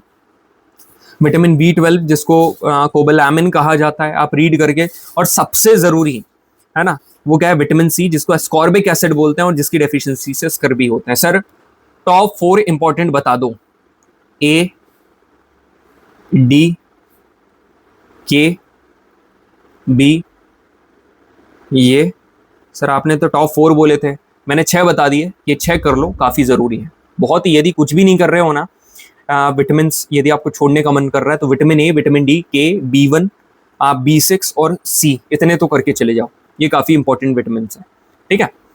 चलिए बढ़िया है, अब इतने विटामिन के बारे में आप सभी को काफ़ी बढ़िया तरीके से जानकारी मिल गई है, ठीक है। अब सुनो मेरी बात, अब आगे बढ़ते हैं, ठीक है। इसी के बाद और भी इसी तरीके के सरप्राइजेस आप सभी के लिए आने वाले हैं। क्वेश्चन करते हैं हम लोग यहाँ पर। अब काय के क्वेश्चन करने वाले हैं, हार्मोन्स एंड नर्वस सिस्टम, ठीक है। यहाँ पर उसके सवाल हम लोग फोड़ने वाले हैं। देखो एक चीज यहाँ पर ऑलरेडी मैं मतलब ऐसे आपको बता दे रहा हूँ, जैसे ये चाय का कप है गर्म, जैसे ही आप इस चाय के कप को छुओगे, जैसे ही आपने इसको क्या करा, टच करा, तो ये गर्म चाय का कप है, जैसे ही आपने इसको छुआ, पहला जो रिस्पॉन्स आएगा, जो आपकी बॉडी रिस्पॉन्ड करेगी, वो क्या करेगी, जल्दी से पूरी कोशिश करेगी कि भाई यहाँ से हटा लो, हाथ हटाओ यहाँ से, ठीक है। या आपकी बॉडी क्या करेगी, हाथ यहाँ से हटा लेगी। वाई, ठीक है, ऐसा क्यों है, मैं आप सभी को बताऊं ऐसा क्यों है। क्योंकि यहाँ से जो इंफॉर्मेशन है आपके स्पाइनल कॉर्ड में गई, मतलब आप ये सब छोड़ो, एक सिस्टम में गई, उस सिस्टम में मेनली स्पाइनल कॉर्ड है और ब्रेन भी है। फिर उस सिस्टम ने आपकी बॉडी को सिग्नल दिया कि भाई वहां से हाथ हटा। सर तो ये प्रोसेस तो काफ़ी मतलब इंस्टेंट है, काफ़ी टफ है। अरे भाई एकदम इंस्टेंट होती है, सोचने तक का समय नहीं मिलता है, इसलिए ब्रेन से नहीं होती है, ये स्पाइनल कॉर्ड से होती है। और इस प्रोसेस को क्या बोलते हैं, इसको बोलते हैं रिफ्लेक्स एक्शन, इसको बोलते हैं रिफ्लेक्स एक्शन। और रिफ्लेक्स एक्शन को कौन करता है, कंट्रोल स्पाइनल कॉर्ड। तो अब यहाँ पर मैं कुछ चीजें बता रहा हूँ। अब आपने इसके ऊपर हाथ रखा, आपने इसके ऊपर हाथ रखा। अब when you put your hand on this hot cup of coffee और टी, ठीक है, T, green tea, when you put your hand on the hot cup of green tea, you had to put your hand back. Why? Because the surface which is that was in the contact with this cup, ठीक है, it started hurting, वो hurt होने लगा। तो वो जो organ है, they are nothing but they are receiving the information, इसलिए उनको बोलते हैं receptors। उनको क्या बोलते हैं, receptor, जो कि information को receive करता है। तो अलग अलग प्रकार के यहाँ पर receptor होते हैं, इसमें से 2 सबसे जरूरी मैं आपको बता रहा हूँ, एक है olfactory receptor और एक है gustatory receptor, ठीक है। सबसे जरूरी मैं बोल रहा हूं कि हाई चांसेस हैं इनके आने के। ऑल्फैक्टरी रिसेप्टर ऐसे रिसेप्टर्स हैं जिसमें नोज के थ्रू हम लोग स्मेल को सेंस करते हैं। आप गाड़ी चल रही है, ठीक है, यदि कुछ अजीब सी स्मेल आए तो आप वहां से हटते हो ना, क्यों, क्योंकि ऑल्फैक्टरी रिसेप्टर्स आपके वर्क कर रहे हैं, उसने उसको डिटेक्ट करा स्मेल को। गस्टेटरी रिसेप्टर मतलब टंग, ये सेंस ऑफ टंग। बाकी फेनरो रिसेप्टर तो आप समझ ही जाओगे, फेनरो मतलब ईयर सुनना, फोटो रिसेप्टर मतलब साइड देखना, थर्मो मतलब हीट, कैसे स्किन, अभी जो मैंने आपको बताया। बढ़िया। Which one of the following is not a part of nerves, nerves का कौन सा पार्ट नहीं है? तो axon, Schwann cell, connective tissues या स्मूथ मसल्स? यार स्मूथ मसल्स नहीं है, बाकी तो सब है। अब मैं आपको शॉर्ट में एक काफी बढ़िया तरीके से एक चीज बताना चाहूंगा। ये आप सभी ने न्यूरॉन देखा हुआ है, ठीक है। So structural and functional unit of nervous system is neuron, ठीक है। नर्वस सिस्टम की स्ट्रक्चरल और फंक्शनल यूनिट न्यूरॉन है, जिसको नर्व सेल कहा जाता है, which is the longest cell of the body, ठीक है। बॉडी का सबसे लॉन्गेस्ट सेल है। यहाँ पर आप ध्यान से देखना, ये है स्टार्टिंग, जिसको डेंड्राइटिक टिप कहा जाता है, डेंड्राइटिक टिप, और यह है डेंड्राइटिक नर्व एंडिंग। ये क्या है? Nerve ending. तो अब मेरी बात ध्यान से सुनना, डेंड्राइटिक रिसेप्टर है, सेंस ऑर्गन है। अब सुनो, जो डेंड्राइटिक टिप है ना, यहाँ पर न्यूरॉन पता क्या करेगा, कुछ केमिकल रिएक्शन करेगा, जिसकी वजह से इलेक्ट्रिकल इंपल्स जनरेट होंगे। अब ये जो इलेक्ट्रिकल इंपल्स है, इलेक्ट्रिकल इंपल्स के फॉर्म में जितनी भी इंफॉर्मेशन है वो यहाँ पर जाएगी। ये काय के फॉर्म में जा रही है? ये जा रही है इलेक्ट्रिकल इंपल्स के फॉर्म में। मगर एक बात याद रखना, इसके बाद एक दूसरा न्यूरॉन भी आएगा यहाँ पर, ठीक है। यहाँ पर न्यूरॉन 2 और न्यूरॉन दोनों के बीच में यहाँ पर एक गैप है, जिसको क्या बोलते हैं? साइनेप्स बोलते हैं। मगर ये जो साइनेप्स का गैप है ना, ये इलेक्ट्रिकल इंपल्स के फॉर्म में कवर नहीं होगा। तो क्या होगा? देखो मैं आपको बता रहा हूँ, information travels through the sensory neuron at the end of the axon. जो इलेक्ट्रिकल इंपल्स हैं, ये क्या करेंगे? कुछ केमिकल रिलीज करेंगे, जिनको बोलते हैं न्यूरोट्रांसमीटर। यही न्यूरोट्रांसमीटर साइनेप्स को क्या करते हैं? मतलब क्रॉस करते हैं। तो फाइनली यहाँ पर कंक्लूजन क्या निकल कर आता है कि इंफॉर्मेशन न्यूरॉन के अंदर इंपल्स के फॉर्म में और न्यूरॉन के बाहर means during the change of neuron chemicals के फॉर्म में ट्रैवल करेगी। क्लियर है सभी को? मतलब बाहर केमिकल्स के फॉर्म में और अंदर इंपल्स के फॉर्म में। अंदर इंपल्स मतलब इलेक्ट्रिकल इंपल्स और बाहर केमिकल्स के फॉर्म में मतलब न्यूरोट्रांसमीटर्स। सभी को क्लियर है सर? मजा आ गया? एक ये चीज याद रखना, न्यूरोमस्कुलर जंक्शन जो होता है मतलब न्यूरॉन और मसल फाइबर का जंक्शन। यहाँ पर क्वेश्चन पूछ लेता है, PYQ था एक, कि कौन सा न्यूरॉन से डील करता है? तो ये डील करता है मोटर न्यूरॉन के साथ। इसको क्या बोलते हैं? Neuromuscular junction. अब यहाँ पर जिस रिफ्लेक्स एक्शन की बात कर रहे थे ना, तो मेरी बात सुनो ध्यान से। रिफ्लेक्स एक्शन का मतलब क्या है? मतलब कुछ भी आपका ऑटोमेटिक रिस्पॉन्स देना, जैसे छींकना, ठीक है, आईज का ब्लिंक होना, स्नीज करना, ठीक है, ये हमारी बॉडी को डैमेज होने से बचाता है। Reflex action are controlled and monitored through spinal cord. Brain नहीं करता, क्यों? क्योंकि ब्रेन यदि करेगा ना तो it may take more time for the brain to instruct the muscles to move. और तो रिफ्लेक्स एक्शन में सिर्फ स्पाइनल कॉर्ड ही इन्वॉल्व है। बाकी ऐसा नहीं है कि यहाँ पर सिग्नल नहीं जाते, वहां पर भी जाते हैं, इवेंचुअली वहां पर भी जाते हैं और मेमोरी वहां पर स्टोर हो जाती है। तो अब मेरी बात ध्यान से सुनो, आपके रिसेप्टर है, बिल्कुल सर रिसेप्टर्स है, रिसेप्टर्स। तो इन रिसेप्टर से जो न्यूरॉन इंफॉर्मेशन लेकर जाते हैं उनको क्या बोलते हैं? सेंसरी न्यूरॉन, ठीक है। कहां पर? सिस्टम के पास। यह है सिस्टम। और अब यहां से यहां पर फिर रिसेप्टर के बाद क्या आता है? अब आते हैं इफेक्टर, आखिरी में जो इफेक्ट शो करेंगे। तो सिस्टम से इफेक्टर के पास जो लेकर आते हैं वो कौन से? वो है मोटर न्यूरॉन। और इन दोनों के बीच में जो डील करते हैं वो कौन से? रिले। इनको बोलते हैं रिले। तो क्वेश्चन करें? बिल्कुल सर क्वेश्चन करते हैं।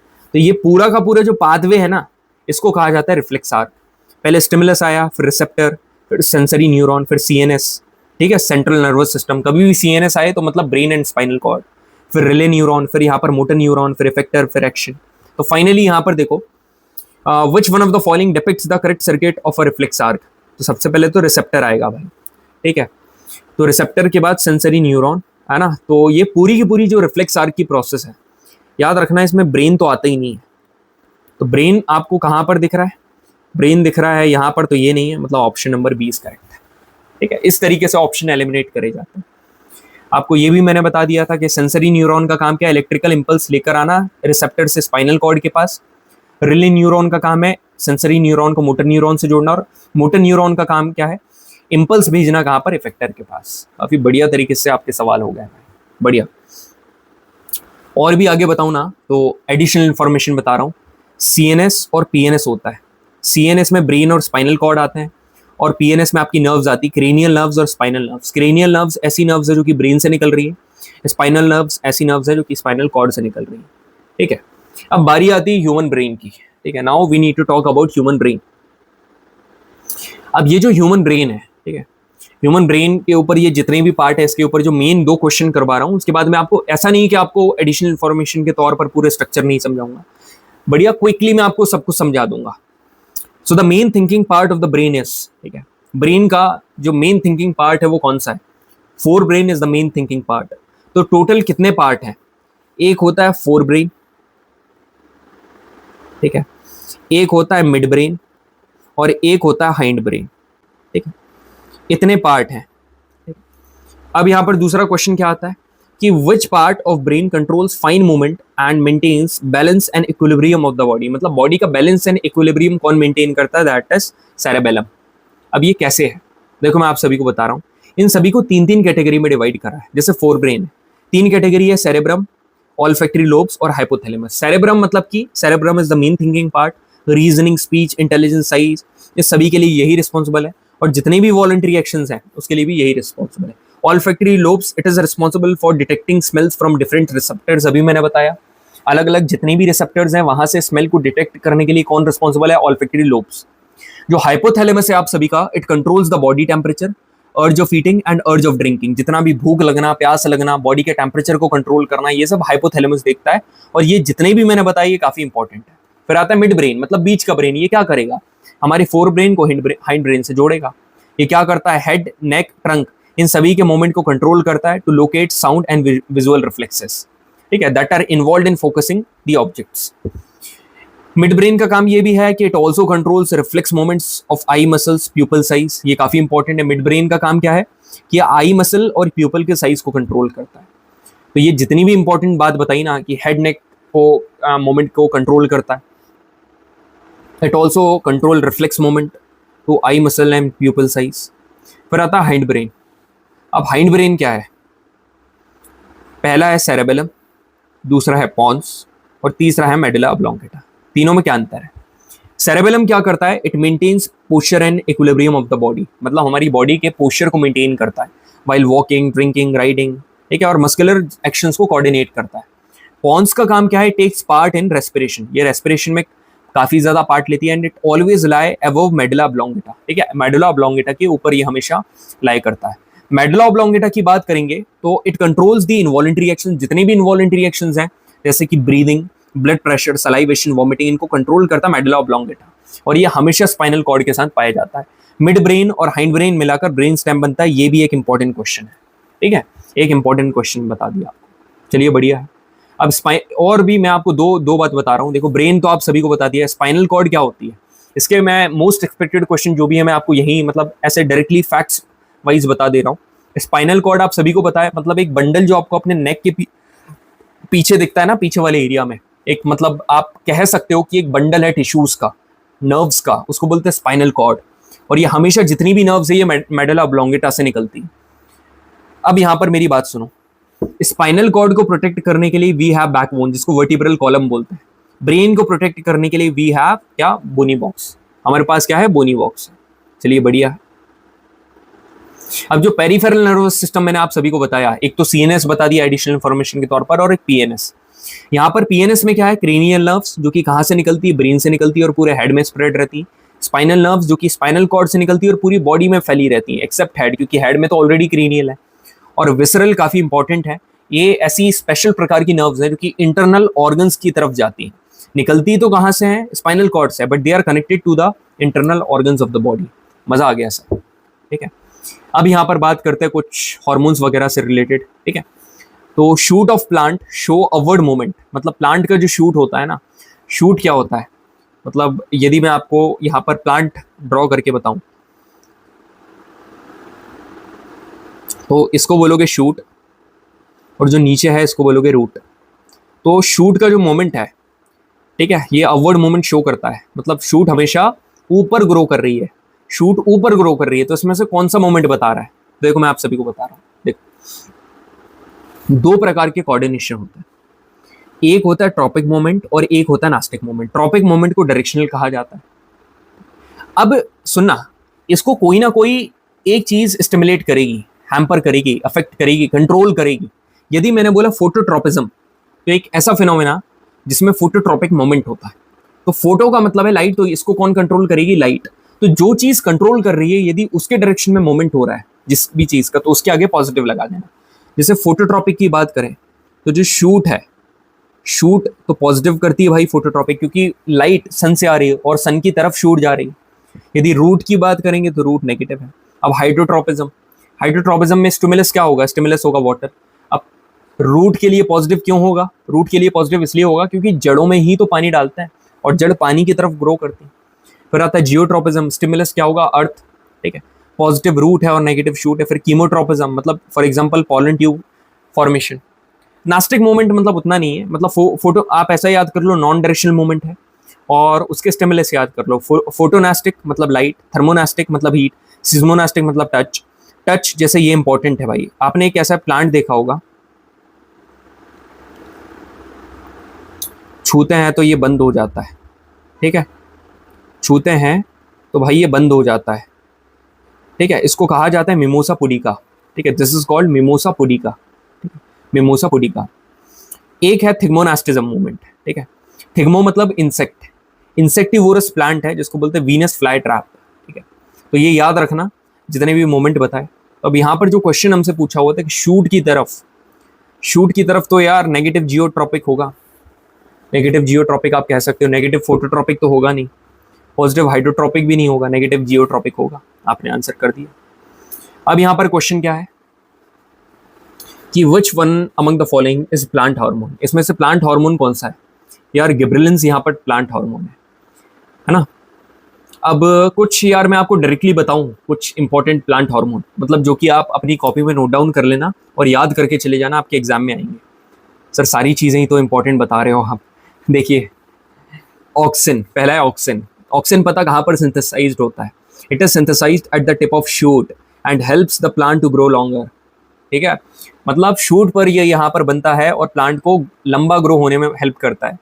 जब ये जो प्लांट है व्हेन दे फेस सनलाइट, जब ये सनलाइट को फेस करता है ना, तो ये उसकी तरफ बेंडिंग शो करता है। क्यों? क्योंकि ये जो ऑक्सिन है ये शूट के शेडी साइड में क्या हो जाता है, डिफ्यूज हो जाता है, इसलिए वो उसकी तरफ बेंडिंग शो करता है। तो ऑक्सिन का याद रखना कि शूट की टिप पर प्रेजेंट है और प्लांट को लंबा बनाने के लिए हेल्प करता है। गिबरेलिंस की बात करेंगे, ये एक ऐसा प्लांट हार्मोन है जो कि स्टेम और फ्लावर की ग्रोथ में हेल्प करता है। साइटो का मतलब सेल और काइनेंस का मतलब क्या होता है, डिवीजन, मतलब it promote cell division, cell division promote करता है। फ्रूट्स एंड सीड्स ऐसी जगह है जहां पर सेल डिवीजन काफी हाई एक्सटेंट पर होता है। देन यहाँ पर आता है abscisic acid. Abscisic acid is growth inhibitor. Growth inhibitor मतलब कि जैसे for example wilting of leaves, पत्तियों का झड़ना, इसके लिए रिस्पॉन्सिबल है एब्सिसिक एसिड। अब आता है इथाइलिन गैस, मतलब ये तो खैर नेचुरल, आप एक्स्ट्रा भी ऐड करा जाता है यार इथाइलिन गैस को, मतलब इथाइलिन गैस इसलिए एड ऑन करी जाती है फ्रूट को राइप कर सके, क्या कर सके, फ्रूट को राइप कर सके। तो which one among the following hormone stimulate the plant cell to grow in a manner such that the plant appears to be bent towards light, मतलब ऐसा कौन सा प्लांट हार्मोन है जो कि प्लांट को कुछ इस प्रकार से ग्रो कराता है कि जो उसका ग्रोइंग पार्ट है वो लाइट की तरफ क्या करता है, बेंड होता है। तो ये हमारा नथिंग बट ऑक्सिन, AUXI है। एक स्टूडेंट है was doing an experiment on increasing the cell division among plants, ठीक है, ताकि प्लांट में सेल डिवीजन हो। उसने अपने सुपरवाइजर से पूछा कि to suggest the specific plant hormone for the same. तो यदि आप उसके सुपरवाइजर है तो आप उसको क्या सजेस्ट करोगे, CDS का क्वेश्चन है। तो सेल डिवीजन कहाँ पर हो रहा है, सेल डिवीजन हो रहा है साइटोकाइनेंस, तो आपने आंसर कर दिया साइटोकाइनेंस, ठीक है। चलिए, thyroid gland produces a hormone called thyroxine, और थायरोक्सिन का काम क्या है, थायरोक्सिन पता मेटाबॉलिज्म को कंट्रोल करता है, ठीक है, तो option number C is correct, metabolic rate को कंट्रोल करता है। Which endocrine gland requires iodine, इसमें से कौन से ग्लैंड को आयोडीन की जरूरत है to synthesise a particular hormone which whose deficiency में कॉज गोइटर डिसीज, जिसकी डेफिशिएंसी से गोइटर हो जाएगा। देखो एक बात मैं आप सभी को बताऊं, ग्लैंड्स ना दो प्रकार के होते हैं, एक होते हैं एंडोक्राइन और एक होता है एक्सोक्राइन। एंडोक्राइन सिक्रीट करते हैं हॉर्मोन्स और एक्सोक्राइन सिक्रीट करते हैं एंजाइम्स, और दोनों से जो मिलकर बनते हैं उनको बोलते हैं हेट्रोक्राइन, जो कि दोनों सिक्रीट करता है, ठीक है, बढ़िया।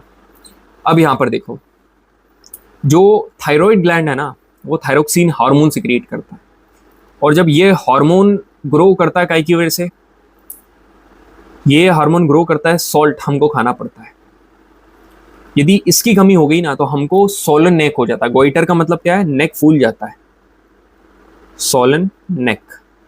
तो thyroid gland, option number D is correct answer.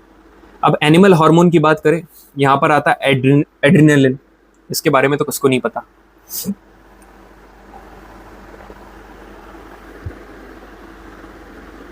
Adrenaline, ठीक है। तो एड्रिनलिन के बारे में बात करें तो नाम से ही समझ में आ रहा है यार, कौन सिक्रीट करेगा? एड्रिनल ग्लैंड, ठीक है।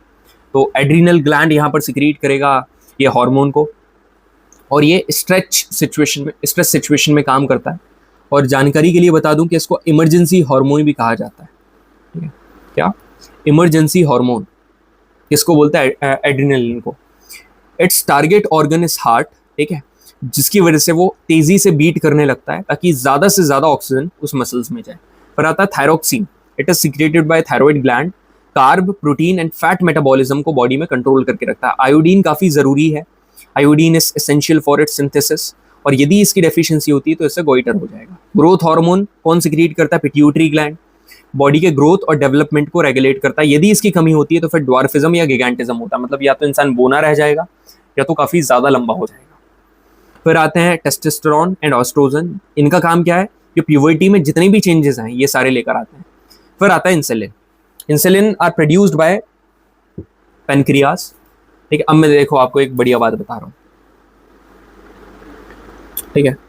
पेनक्रियास है, ठीक है। पेनक्रियास के पास क्या है? पेनक्रियास के पास है पेनक्रियाटिक जूस। इस पेनक्रियाटिक जूस में क्या है? पेनक्रियाटिक बीटा सेल्स और pancreatic gamma cells. Pancreatic beta cell secrete करते हैं, ठीक है। आपने खाना खाया, ठीक है, और यह है सेल, ठीक है। ये सेल के बाहर क्या बना? खाना खाने के बाद शुगर बना, ठीक है। अब शुगर तो बना, अब आपका जो पेनक्रियाटिक बीटा सेल्स है इसने एक हार्मोन रिलीज करा जिसका नाम क्या है? जिसका नाम है इंसुलिन। इस इंसुलिन ने इस शुगर को उठाकर अंदर डाल दिया, तो पता क्या होगा? जो बॉडी का शुगर लेवल है वो क्या हुआ? कम हो गया, समझे? अब आपने खाना नहीं खाया, आपने खाना नहीं खाया। अब आप सभी को पता है हमारे लिवर में खाना खाना खाया, ग्लूकोज बना। लिवर क्या करता है? मतलब ताकि इमरजेंसी सिचुएशन पर काम पड़े थोड़ा खाना बचा लेता है, जिसको क्या बोलते हैं? ग्लाइकोजन। नहीं, हाँ, ग्लाइकोजन। अब इसने एक हार्मोन सिक्रीट करा जिसको बोलते हैं ग्लूकागॉन। ये क्या करेगा? इस ग्लाइकोजन से एनर्जी देगा और बॉडी में ब्लड के शुगर लेवल को बढ़ा देगा। बात खत्म, ठीक है। तो यदि इंसुलिन की कमी होती है तो इट्स डेफिशिएंसी में लीड टू डायबिटीज मेलाइटिस। उससे क्या हो जाती है? डायबिटीज हो जाएगी। तो यहां पर भी सेम चीज लिखी हुई है जो अभी मैंने बताया। और पेनक्रियास जो है ना, ये एक हेट्रोक्राइन ग्लैंड है। क्यों? क्योंकि एंडोक्राइन क्योंकि हार्मोन रिलीज कर रहा है, और एक्सोक्राइन क्यों? क्योंकि आप सभी को पता है एंजाइम से रिलीज करता है बहुत सारे, ट्रिप्सिन, लाइपेज, अमाइलेज। अब यहाँ पर देखिए जैसे टेस्टीज है, ये भी हेट्रोक्राइन ग्लैंड है। एंडोक्राइन इसलिए क्योंकि टेस्टोस्टेरोन हार्मोन रिलीज कर रहा है, एक्सोक्राइन मतलब स्पर्म्स रिलीज कर रहा है। इसको भी अपन एंजाइम की कैटेगरी में रखते हैं। ओवरी फीमेल में है, हेट्रोक्राइन है। एंडोक्राइन क्यों है? क्योंकि यहाँ पर हार्मोन्स रिलीज कर रहा है। एक्सोक्राइन क्यों है? क्योंकि ओवम, आप सभी को दिख रहा है, ओवम रिलीज कर रहा है। अब यहाँ पर क्वेश्चन क्या है कि विच of the following endocrine glands is not found in pair in human. Humans में पेयर में नहीं पाए जाते हैं। तो जो एड्रिनल है ये पेयर में पाया जाता है, टेस्टिस, ओवरी ये भी पेयर में, पिट्यूटरी पेयर में नहीं पाया जाता। अब सर इतने, अब यहाँ पर देखो और देखते हैं, इतने क्वेश्चन हमने करे, आप कुछ ऐसी चीज हमें बता दो जिसकी मदद से, ठीक है, सुनना, जिसकी मदद से आगे आने वाले एग्जाम में उसके बाहर कोई भी हार्मोन नहीं है, ग्लैंड और उनके हार्मोन। पहले तो ये लिखे हुए हैं, आप ये नहीं, आप ये पढ़ो। पहला क्या है? Pituitary gland. पता कहाँ प्रेजेंट रहता है? ब्रेन के बेस में, विद इन द स्कल। ठीक है। और कौन से हार्मोन, ये देखो फंक्शन तो ये मास्टर ग्लैंड है और hypothalamus is the master of the master gland. ये हार्मोन रिलीज करता है ग्रोथ हार्मोन। पर यहाँ पर थायराइड ग्लैंड, ठीक है, थायराइड ग्लैंड नेक में प्रेजेंट रहता है और ये उन हार्मोन को प्रोड्यूस करता है जो कि मेटाबॉलिज्म को कंट्रोल करता है। ये फंक्शन वगैरह छोड़ो, हार्मोन कौन सा, थायरोक्सिन हार्मोन थायराइड ग्लैंड बनाता है। ये तो याद करने की भी जरूरत नहीं है, सीधे सीधे समझ में आ रहा है। फिर आता है pancreas. Pancreas behind the stomach होता है। इंसुलिन और ग्लूकागॉन क्या करता है, ये प्रोड्यूस करता है। फिर आता है एड्रिनल। एड्रिनल क्या करता है, कॉर्टिसोल। कॉर्टिसोल एक स्ट्रेस हार्मोन है, स्ट्रेस हार्मोन को रिलीज करता है, ठीक है, बढ़िया। फिर आता है पैराथायरॉइड। पैराथायरॉइड क्या करता है, हमारी बॉडी के कैल्शियम लेवल को रेगुलेट करता है। और हार्मोन्स कौन सा है, पैराथायरॉइड हार्मोन, ये पैराथायरॉइड हार्मोन को रिलीज करता है। अब आता है पीनियल। पीनियल ग्लैंड रेगुलेट करता है स्लीप वेकअप साइकिल, जो आपकी स्लीप और सोना उठने की साइकिल है, ठीक है। और पीनियल ग्लैंड जो हार्मोन रिलीज करता है इंपॉर्टेंट है, जिसको बोलते हैं मेलाटोनिन, ठीक है, ये क्या है, मेलाटोनिन, बढ़िया सर। फिर आता है ओवरीज, ठीक है, फीमेल गोनाड्स भी कहा जाता है इसको, पेल्विक एक्टिविटी कैविटी में प्रेजेंट है ये। इसके हार्मोन कौन कौन से रिलीज करता है, ये एस्ट्रोजन एंड प्रोजेस्टेरोन। फिर आता है टेस्टिस, ये टेस्टोस्टेरोन रिलीज करता है। थाइमस ग्लैंड, ये क्या रिलीज करता है, ये थाइमोसिन। थाइमोसिन का काम क्या है, इम्यून सिस्टम को डेवलप करना, बढ़िया, मजा आ गया सर। अब यहाँ पर देखो एक स्टर्नम मैंने बताया था। स्टर्नम क्या है, इसको ब्रेस्ट बोन भी कहा जाता है। ये एक फ्लैट टी शेप की बोन है, जैसे आपको दिख रही है ना, ये जो कि चेस्ट के सेंटर में प्रेजेंट है। ये क्या करती है, forming part of the rib cage and protect the heart and lungs, मतलब हार्ट और लंग्स दोनों को प्रोटेक्ट करती है। हाफ सेफली हमारा यहाँ पर प्लेस है, हार्ट को भी प्रोटेक्ट करेगी और लंग्स को भी प्रोटेक्ट करेगी। तो क्वेश्चन है, विच one of the following hormones is essential for the uptake of glucose by cells in human body, मतलब सेल से ग्लूकोज कौन उठाता है यार, इंसुलिन उठाता है। यहाँ पर देखो पैनक्रियास, पिट्यूटरी, एड्रिनल, किडनी। चलो यहाँ पर देखिए, कॉर्टिसोल मतलब एड्रिनल, सी का 1,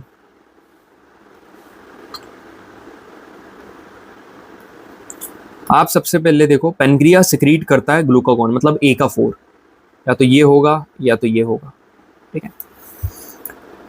अब बी का 3 होगा या बी का 1 होगा, पिट्यूटरी कॉर्टिसोल करता है क्या, नहीं।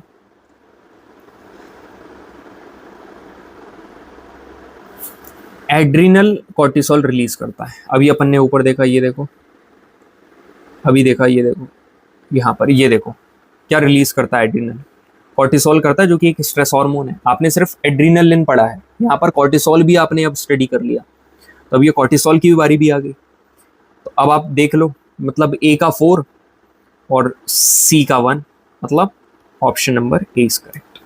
क्लियर है, option number A is fine and fantastic. तो मजा आ गया यहाँ पर भी। अब आखिरी पड़ाव के ऊपर आ गए हम सारे के सारे लोग, एकदम लास्ट। उसके लिए देखो, एक बात मेरे को आप सभी को बताना है। एक टॉपिक है हायरार्की ऑफ क्लासिफिकेशन, ठीक है। टीचर इसको इतना बोरिंग बना देते हैं, इतना बोरिंग बना देता है ना, जिसकी कोई हद नहीं है। एक ये दिख रहा है, ये सारी चीजें एकदम प्रॉपर नोट्स, ठीक है। ये प्लांटी प्रॉपर लिखा हो, हर बार यहीं से सवाल आ रहे हैं भाई, हर बार जो डाइवर्सिटी के क्वेश्चन आते हैं यहीं से आते हैं ये, ठीक है। ये पॉरीफेरा सिलेंट्रेटा, आपने देखा होगा, ये स्पंजिस वाला क्वेश्चन आ रहा था, स्पंजिस वाला भी क्वेश्चन आया था, ठीक है। ये, ठीक है, ये 1 साल पहले मैंने इसकी एक प्यारी सी वीडियो रिकॉर्ड करी थी, 1 साल पहले की बात है। और हर बार यहाँ से कोई भी डाइवर्सिटी से क्वेश्चन आता है, यहीं से आता है। अब मुझे काफ़ी बढ़िया तरीके से पता है, आप सभी के पास समय कम है, टाइम कम है। अब यदि मैं एक और वीडियो अलग से बनाने गया, टाइम ज़्यादा लग जाएगा, ठीक है। आप सभी को सारी चीज़ें जल्दी चाहिए और टिप्पर चाहिए, और नोट्स तो टिप्पर है। ये लो भाई, स्कैन कर लेना ये QR को। जैसे ही आप ये QR को स्कैन करेंगे, आपको एक वीडियो मिलेगी जिसमें डाइवर्सिटी मात्र 28 मिनट्स में पूरा आपके दिमाग के अंदर ना फिट कर दिया, ठीक है। पढ़ लेना बढ़िया तरीके से। अब हमको क्या देखना है, आखिरी हमारा टॉपिक, रुको ओपन करने दो मेरे को जरा। बस, ठीक है, क्वेश्चन करने वाले हम लोग, बढ़िया। चलो सारी चीजें सेट है। पहला क्वेश्चन आप सभी की स्क्रीन के ऊपर उसका ये रहा, यहाँ पर देखिए कि which one of the following is the smallest unit showing the properties of life. ठीक है, प्रॉपर्टीज ऑफ लाइफ को शो करता है, such as capacity for metabolism, response for environment, growth, reproduction. अब यहाँ रिप्रोडक्शन वगैरह आ गया तो इससे कंफ्यूज मत होना। ठीक है, मतलब जो कि लाइफ की प्रॉपर्टी को शो करता है। तो आंसर यहाँ पर क्या होगा? आंसर होगा cell. Cell is the basic and structural unit of life. Two important features of sexual reproduction in higher organism, मतलब जितने भी हायर ऑर्गेनिज्म है उसमें दो इंपॉर्टेंट फीचर्स होते हैं सेक्सुअल रिप्रोडक्शन के, जो कि जेनेटिक डाइवर्सिटी क्रिएट करते हैं ऑफस्प्रिंग में। ये कौन कौन से हैं? ये कौन कौन से हैं? देखो, एक है मियोसिस और एक है फर्टिलाइजेशन। ठीक है, मियोसिस एक ऐसी प्रोसेस है जिसमें सेल डिवीजन होता है और सेल डिवाइड होकर क्या बनाते हैं? गैमीट बनाते हैं। क्या करते हैं? डिवाइड होकर गैमीट बनाते हैं। तो दो प्रकार का सेल डिवीजन होता है, एक होता है माइटोसिस, एक होता है मियोसिस। माइटोसिस क्या करता है? ये दो सेल में डिवाइड होता है, 2n2n, दो डिप्लॉइड डॉटर सेल बनाता है। और मियोसिस हमेशा जब अपन गैमीट फॉर्मेशन की बात करेंगे दो स्टेज में होता है। पहले दो हैप्लॉइड बनाएगा, फिर अलग से क्या करेगा? 4 हैप्लॉइड, इसके और अलग से 4 हैप्लॉइड बनाता है। ये दो डिप्लॉइड, ये n है, और वही n और डिवाइड होकर यहाँ पर n बनाता है। तो यहाँ पर डिप्लॉइड बनता ही नहीं है, मियोसिस में डिप्लॉइड बनता ही नहीं है। जो होता है ना फर्टिलाइजेशन, यहाँ पर बनता ही नहीं है। ये वाला क्वेश्चन देखो, माइंड स्क्रैचिंग क्वेश्चन है कि इन अ सेक्सुअली रिप्रोड्यूसिंग ऑर्गेनिज्म, ठीक है, कोई एक सेक्सुअली रिप्रोड्यूसिंग ऑर्गेनिज्म है, इसमें से कौन सी स्टेटमेंट करेक्ट है for both parent and offspring? Parent और ऑर्गेनिज्म के लिए दोनों में से कौन सी स्टेटमेंट सही है? पहला क्वेश्चन यहाँ पर क्या है? पहला ऑप्शन ये है कि chromosomes number increases but DNA content remain same. देखो मैं आप सभी के लिए बता दूं यार, ये न्यूक्लियस, मैंने बताया था ना, ये न्यूक्लियस है। न्यूक्लियस के अंदर यहाँ पर ये क्या प्रेजेंट है? ये क्रोमोसोम्स। ये क्या है? क्रोमोसोम्स। इन क्रोमोसोम्स के अंदर क्या होगा? डीएनए। और इन डीएनए में इंफॉर्मेशन स्टोर होती है इन द फॉर्म ऑफ जीन। ठीक है, जीन। तो अब मेरी बात सुनो, आप सभी के लिए मैं बता दूं, डीएनए कंटेंट तो चेंज होगा नहीं, ये तो आप सभी को पता है, मगर सही बताऊं ना तो क्रोमोसोम नंबर भी चेंज नहीं होता है। ठीक है, दोनों, अरे डिक्रीजेस क्यों? दोनों के दोनों क्या है? कांस्टेंट है। Both chromosomes number and DNA content they both remain constant. ऐसा क्यों है? रीजन बताऊं आपको, एकदम प्यार से समझाता हूं। देखो, सेक्सुअल रिप्रोडक्शन के टाइम पर जो गैमीट्स है, स्पर्म्स एंड एग सेल्स, ये क्या ये प्रोड्यूस होता है with the process called meiosis. अभी मैंने बताया मियोसिस सेल डिवीजन नाम की प्रोसेस है, और इस प्रोसेस की मदद से सेक्सुअल रिप्रोडक्शन के टाइम गैमीट्स हमारे बनते हैं, sperms and egg cell, sperm in males and egg cell in female, ovum भी कहा जाता है। अब मियोसिस क्या करता है? Meiosis involves reduction in chromosomes. बिल्कुल, मियोसिस में क्रोमोसोम्स नंबर कम होते हैं, बट ईच क्रोमोसोम, मगर हर chromosome still contains the same amount of DNA. But still हर एक क्रोमोसोम में सेम अमाउंट ऑफ डीएनए होता है, बट स्टिल हर क्रोमोसोम में। अब when these gamete fuse during fertilisation, अब जब ये आपस में आकर, ठीक है, जब ये आपस में आकर फ्यूज होते हैं ना फर्टिलाइजेशन के टाइम पर, so diploid chromosome number is restored in the zygote. दोबारा ये क्या हो जाता है? रीस्टोर होता है। तो इसलिए आप फाइनली अब दिमाग में रख सकते हो कि क्रोमोसोम नंबर और डीएनए कंटेंट ये दोनों के दोनों कांस्टेंट रहते हैं while considering the parents and offspring in sexually reproducing. बढ़िया सर, मजा आ गया। ठीक है, अब यहां पर देखो सर, इतने सारे क्वेश्चन, ठीक है, डीएनए के इतने सारे क्वेश्चन, डीएनए डीएनए डीएनए। ठीक है, अब टॉपिक इतना मतलब ट्रेंडिंग है यार, मेरे को सवाल लाना पड़ा। ठीक है, देखिए, तो डीएनए क्या होता क्या है? ये DNA, so DNA was first identified by John Friedrich Miescher. ठीक है, इन्होंने उसको आइडेंटिफाई करा था in 1869 during his research on WBC, white blood cells के ऊपर रिसर्च कर रहे होंगे उस टाइम पर इन्होंने आइडेंटिफाई करा था डीएनए को। तो आइडेंटिफाई किसने करा? John Friedrich Miescher. मगर जो बैकग्राउंड में आपको इसका स्ट्रक्चर दिख रहा है ना, इसको 3D डबल हेलिकल स्ट्रक्चर कहा जाता है, इसको डिस्कवर करा था वॉटसन एंड क्रिक्स मॉडल ने, मतलब James Watson and Francis Crick's ने। तो आप ये याद रखो, Watson and Crick's model important है। तो फाइनल डेफिनेशन डीएनए की क्या निकल कर आती है कि डीएनए एक ऐसा डबल हेलिकल स्ट्रक्चर है जो कि न्यूक्लियोटाइड से मिलकर बनता है। ये जो दो आपको हेलाइसिस दिखते हैं ना, they are join together by hydrogen bond के द्वारा ज्वाइन है। एंड जो डीएनए है इसमें एक सुगर फॉस्फेट बैकबोन भी होती है। अब यहाँ पर देखो क्वेश्चन करते हैं, who discovered the molecular structure of DNA, मतलब स्ट्रक्चर की बात चल रही है यहाँ पर, आइडेंटिफाई करा उसकी बात नहीं चल रही है। तो किसने करा? Watson and Crick's model, structure उन्हीं ने दिया ना। तो वॉटसन एंड क्रिक्स मॉडल मतलब James Watson is the correct answer. DNA was first discovered by, किसने डिस्कवर करा था? फ्रेडरिच मिशर, इन्होंने डिस्कवर करा था। हु डिस्कवर्ड डीएनए का double helical model? James Watson, Friedrich Crick's, Francis Crick's, option number 2। DNA are composed of, कैसे मिलकर बनता है डीएनए? न्यूक्लिक एसिड से मिलकर बनता है, ऑप्शन नंबर 1 इज करेक्ट। अब यहां पर देखिए, आपको दो चीजें दिख रही हैं, इनको क्या कहा जाता है? इनको वेरिएशन कहा जाता है। इसी के ऊपर एक क्वेश्चन है, one advantage of sexual reproduction over A sexual reproduction is that, मतलब सेक्सुअल रिप्रोडक्शन में फायदा पता क्या है? कि जो जेनेटिक स्पीसीज यहाँ पर जो ऑफस्प्रिंग निकल कर आते हैं ना, उनमें पता बहुत सारे, मतलब आप पहली चीज तो ये देखो इज दैट कि it helps species to survive over long evolutionary time, मतलब आगे चल के जब इवोल्यूशन होता है, समय चेंज होता है, उसके बाद भी ये जो ऑर्गेनिज्म है ये सर्वाइव कर पाता है। ऐसा क्यों है? पता है क्यों है? क्योंकि सेक्सुअल रिप्रोडक्शन में जो ऑफस्प्रिंग जनरेट होता है ना, उसमें ज्यादा वेरिएशन देखने को मिलता है। वेरिएशन का मतलब होता है चेंजेस। अब देखो, जैसे टाइगर ऐसे से ऐसा हो गया, क्यों? ऐसी कुछ XYZ एनवायरमेंटल कंडीशन हो गई कि ये कलर अडेप्ट नहीं कर पाए, ऐसा कभी हो ना, ठीक है, मगर अडेप्ट नहीं कर पाए तो इन्होंने अपने आप को वाइट कर लिया। तो ये क्या आया? ये चेंज देखने को मिला है यहाँ पर, इसको कहा जाता है चेंज, मतलब वेरिएशन। तो variation refers to the change result from change in genetic composition. Variation beneficial भी हो सकता है और फैटल भी हो सकता है, दोनों है, ठीक है। मतलब जो वेरिएशन है ये फ्रूटफुल भी हो सकता है और इसके डिसएडवांटेज भी बहुत है, ठीक है। Composition combination between heredity and environment is primary cause of individual variation. आप याद रखना, सिर्फ हेरिडिटी ही रिस्पॉन्सिबल नहीं है, इन्वायरमेंट भी रिस्पॉन्सिबल है। अब इन्वायरमेंट ही एक चीज को एक्सेप्ट नहीं कर रहा है तो उसने क्या करा? अडेप्ट करा और अपने अंदर चेंजेस लेकर आया, उस चेंजेस को वेरिएशन बोलते हैं, और यही वेरिएशन आगे चल के और भी नेक्स्ट ऑफस्प्रिंग में ट्रांसफर होगा, ठीक है। चलिए, काफी इंफॉर्मेशन मैंने आपको बता दी। तो फाइनली देखिए, अब एक एक छोटी छोटी चीज तो मैं आपको बताऊंगा नहीं, फाइनल में क्रक्स दे देता हूं। ए सेक्सुअल रिप्रोडक्शन का इतने प्रकार का होता है। फिजन, जिसमें क्या होता है? पेरेंट ऑर्गेनिज्म स्प्लिट हो जाता है 2 और मोर डॉटर सेल में, ठीक है। दो, मतलब फिजन का मतलब क्या होता है? ब्रेक डाउन होना। बाइनरी फिजन मतलब कि एक पेरेंट ऑर्गेनिज्म 2 डॉटर सेल में डिवाइड होगा। मल्टीपल फिजन मतलब एक पेरेंट ऑर्गेनिज्म बहुत सारे आइडेंटिकल डॉटर सेल्स में डिवाइड होगा। फिर आता है फ्रेगमेंटेशन, जिसमें ऑर्गेनिज्म ब्रेक होता है 2 से ज्यादा छोटे छोटे पीसेस में, ठीक है, 2 से ज्यादा छोटे छोटे पीसेस में।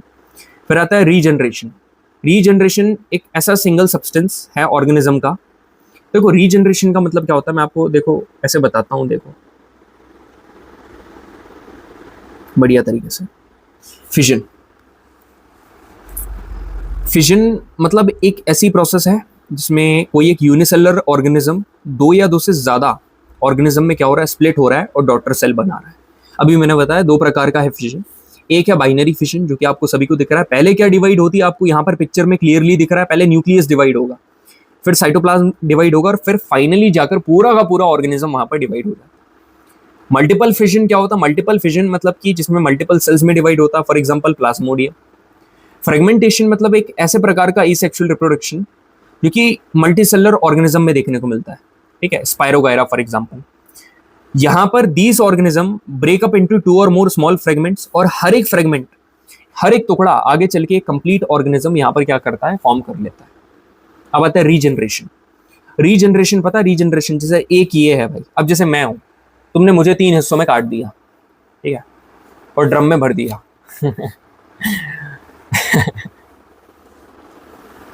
करंट अफेयर रिलेट कर गया यार मैं, ब्लू वाली ड्रम, ठीक है।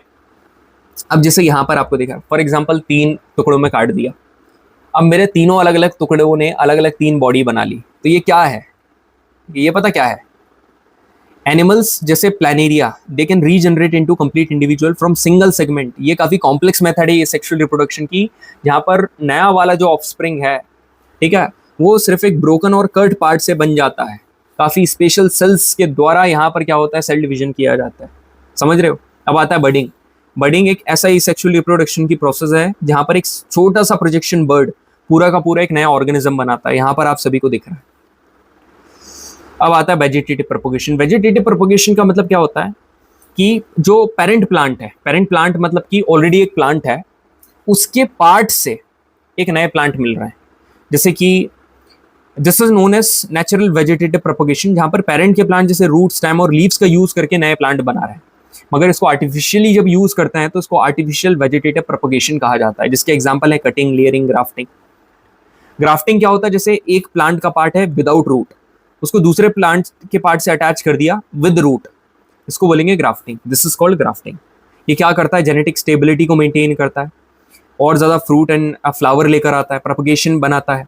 Possible in plant of less seed capability, मतलब ऐसे प्लांट्स जिनके अंदर सीड्स की कैपेबिलिटी नहीं है। सीड का बनना तो बहुत ज़रूरी है ना आगे रिप्रोडक्शन करने के लिए फर्दर, तो जहाँ पर सीड नहीं हो सकती उतनी डेवलप, तो उनके लिए वेजिटेटिव प्रोपगेशन काफ़ी बढ़िया है।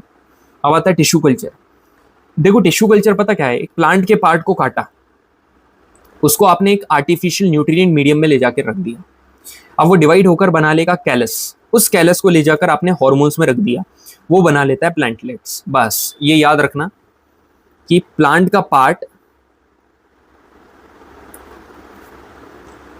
कैलस और उसके बाद प्लांटलेट्स, ठीक है, इतना याद कर लो बस।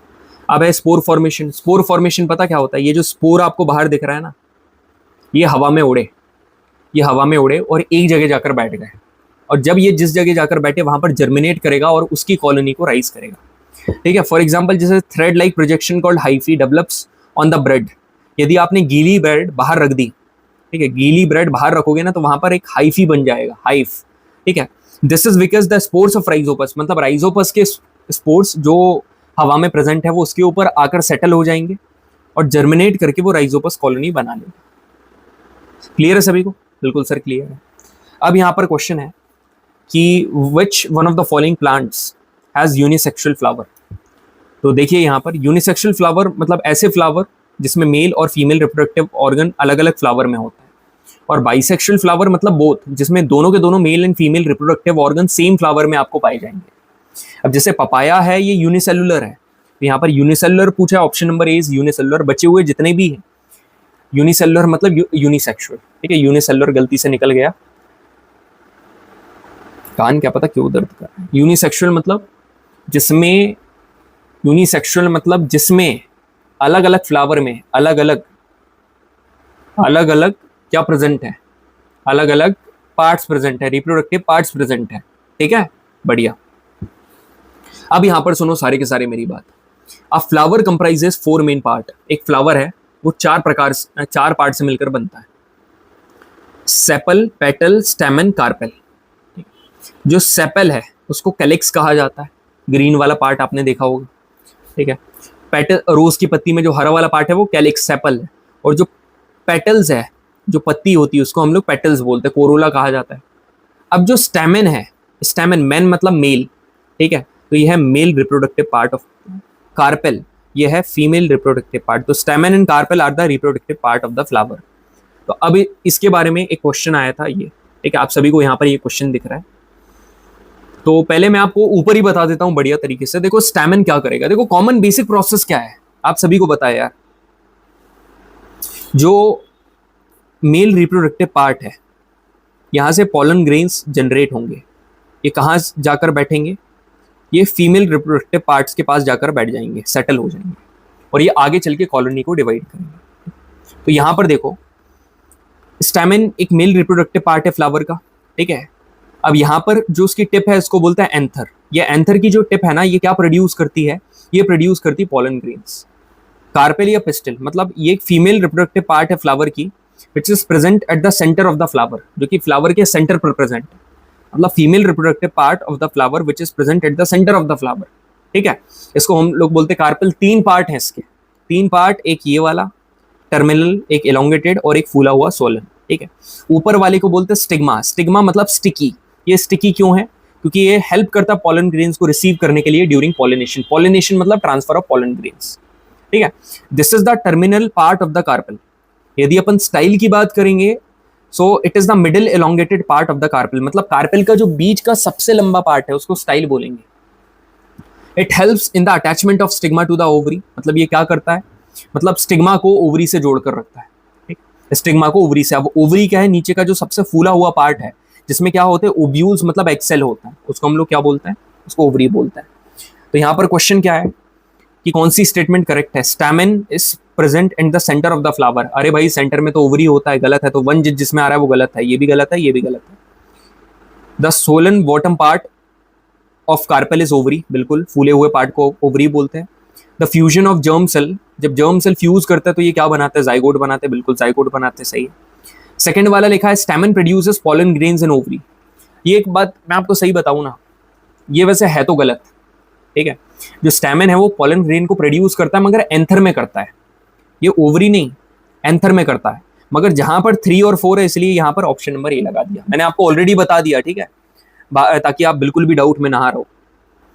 अब क्वेश्चन यहां से क्या पूछा है कि इन flowering plant DNA content of the parent plant, जो डीएनए कंटेंट है फ्लावरिंग प्लांट में, मतलब जो पेरेंट प्लांट का डीएनए कंटेंट है वो हाफ कब होता है, वो होता है पॉलन फॉर्मेशन के टाइम। अब पॉलन फॉर्मेशन मतलब क्या, देखो, the DNA content of the parent plant gets half during formation of pollen. मतलब फॉर्मेशन मतलब पॉलन का जब फॉर्मेशन होता है उस टाइम पर डीएनए कंटेंट हाफ हो जाता है। एक ऐसी प्रोसेस जिसमें डीएनए कंटेंट पेरेंट प्लांट का हाफ होता है, इसको मियोसिस कहा जाता है। अभी बताया ना, मियोसिस में हाफ होता है। बढ़िया सर। अब बात करते हैं पॉलिनेशन की। पॉलिनेशन क्या है? पॉलिनेशन अभी मैंने बताया स्टैमेन के एंथर से फ्लावर के स्टिग्मा की तरफ पॉलन ग्रेन्स का ट्रांसफर होना, इसको पॉलिनेशन कहा जाता है। बहुत सारे तरीके हैं ट्रांसफर होने के, विंड्स हैं, वाटर हैं, इंसेक्ट्स हैं, एनिमल्स हैं, ये हेल्प करते हैं उसको ट्रांसफर करने में, ठीक है। अब 2 प्रकार के होते हैं, एक सेल्फ पॉलिनेशन और एक क्रॉस पॉलिनेशन। चलिए अब एक काफी जरूरी चीज मेरे को आपको बतानी है भाई, बहुत, जिसके बेस्ड पर क्वेश्चन बहुत आते हैं, बहुत बहुत बहुत बहुत ज्यादा। सुनो मेरी बात, 2 सवाल हैं, एक ये और एक ये 2 काफी ट्रेंडिंग क्वेश्चन है भाई, ठीक है, काफी ट्रेंडिंग। आप बस 3 चीज याद रख लो। ओवरी राइप होकर फ्रूट बनाता है, ओवरी राइप होकर फ्रूट बनाता है, ओव्यूल सीड बनाता है, और जाइगोट एम्ब्रियो बनाता है, और ये फर्दर प्लांट बनाता है, बस, ठीक है। अब ये क्या हुआ, देखो मैं आपको पहले फर्टिलाइजेशन समझाता हूं कि फर्टिलाइजेशन है क्या। फर्टिलाइजेशन का मतलब क्या है, आप सभी देखो, ये जो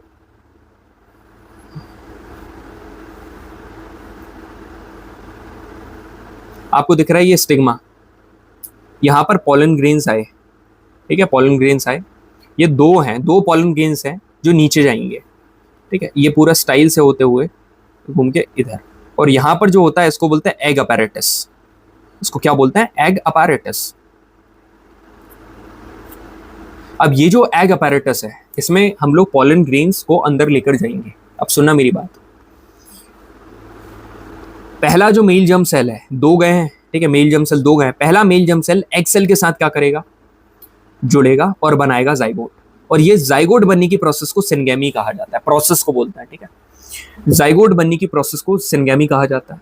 अब सेकंड मेल गैमीट है, सेकंड मेल गैमीट, ये जो नीचे के 2 पोलर न्यूक्लियाई है उनके साथ जुड़कर क्या बनाएगा, एंडोस्पर्म बनाएगा। तो आप एक बात बताओ, एक मेल जर्म सेल है और 2 पोलर न्यूक्लियाई है, इसको ट्रिपल फ्यूजन बोलेंगे? बिल्कुल सर, ट्रिपल फ्यूजन बोलेंगे। अब फर्टिलाइजेशन 2 बार, एक बार ऊपर और एक बार नीचे, तो इसको क्या बोलते हैं, डबल फर्टिलाइजेशन। आई होप आप सभी को समझ में आ गया होगा। दोबारा मैं बता रहा हूं, ये क्या है, ये दोनों के दोनों मेल जर्म सेल है, ठीक है।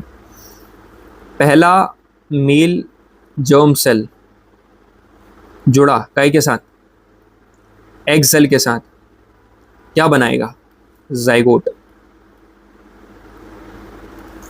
जो दूसरा मेल जर्म सेल है वो रिएक्ट करेगा 2 पोलर न्यूक्लियाई के साथ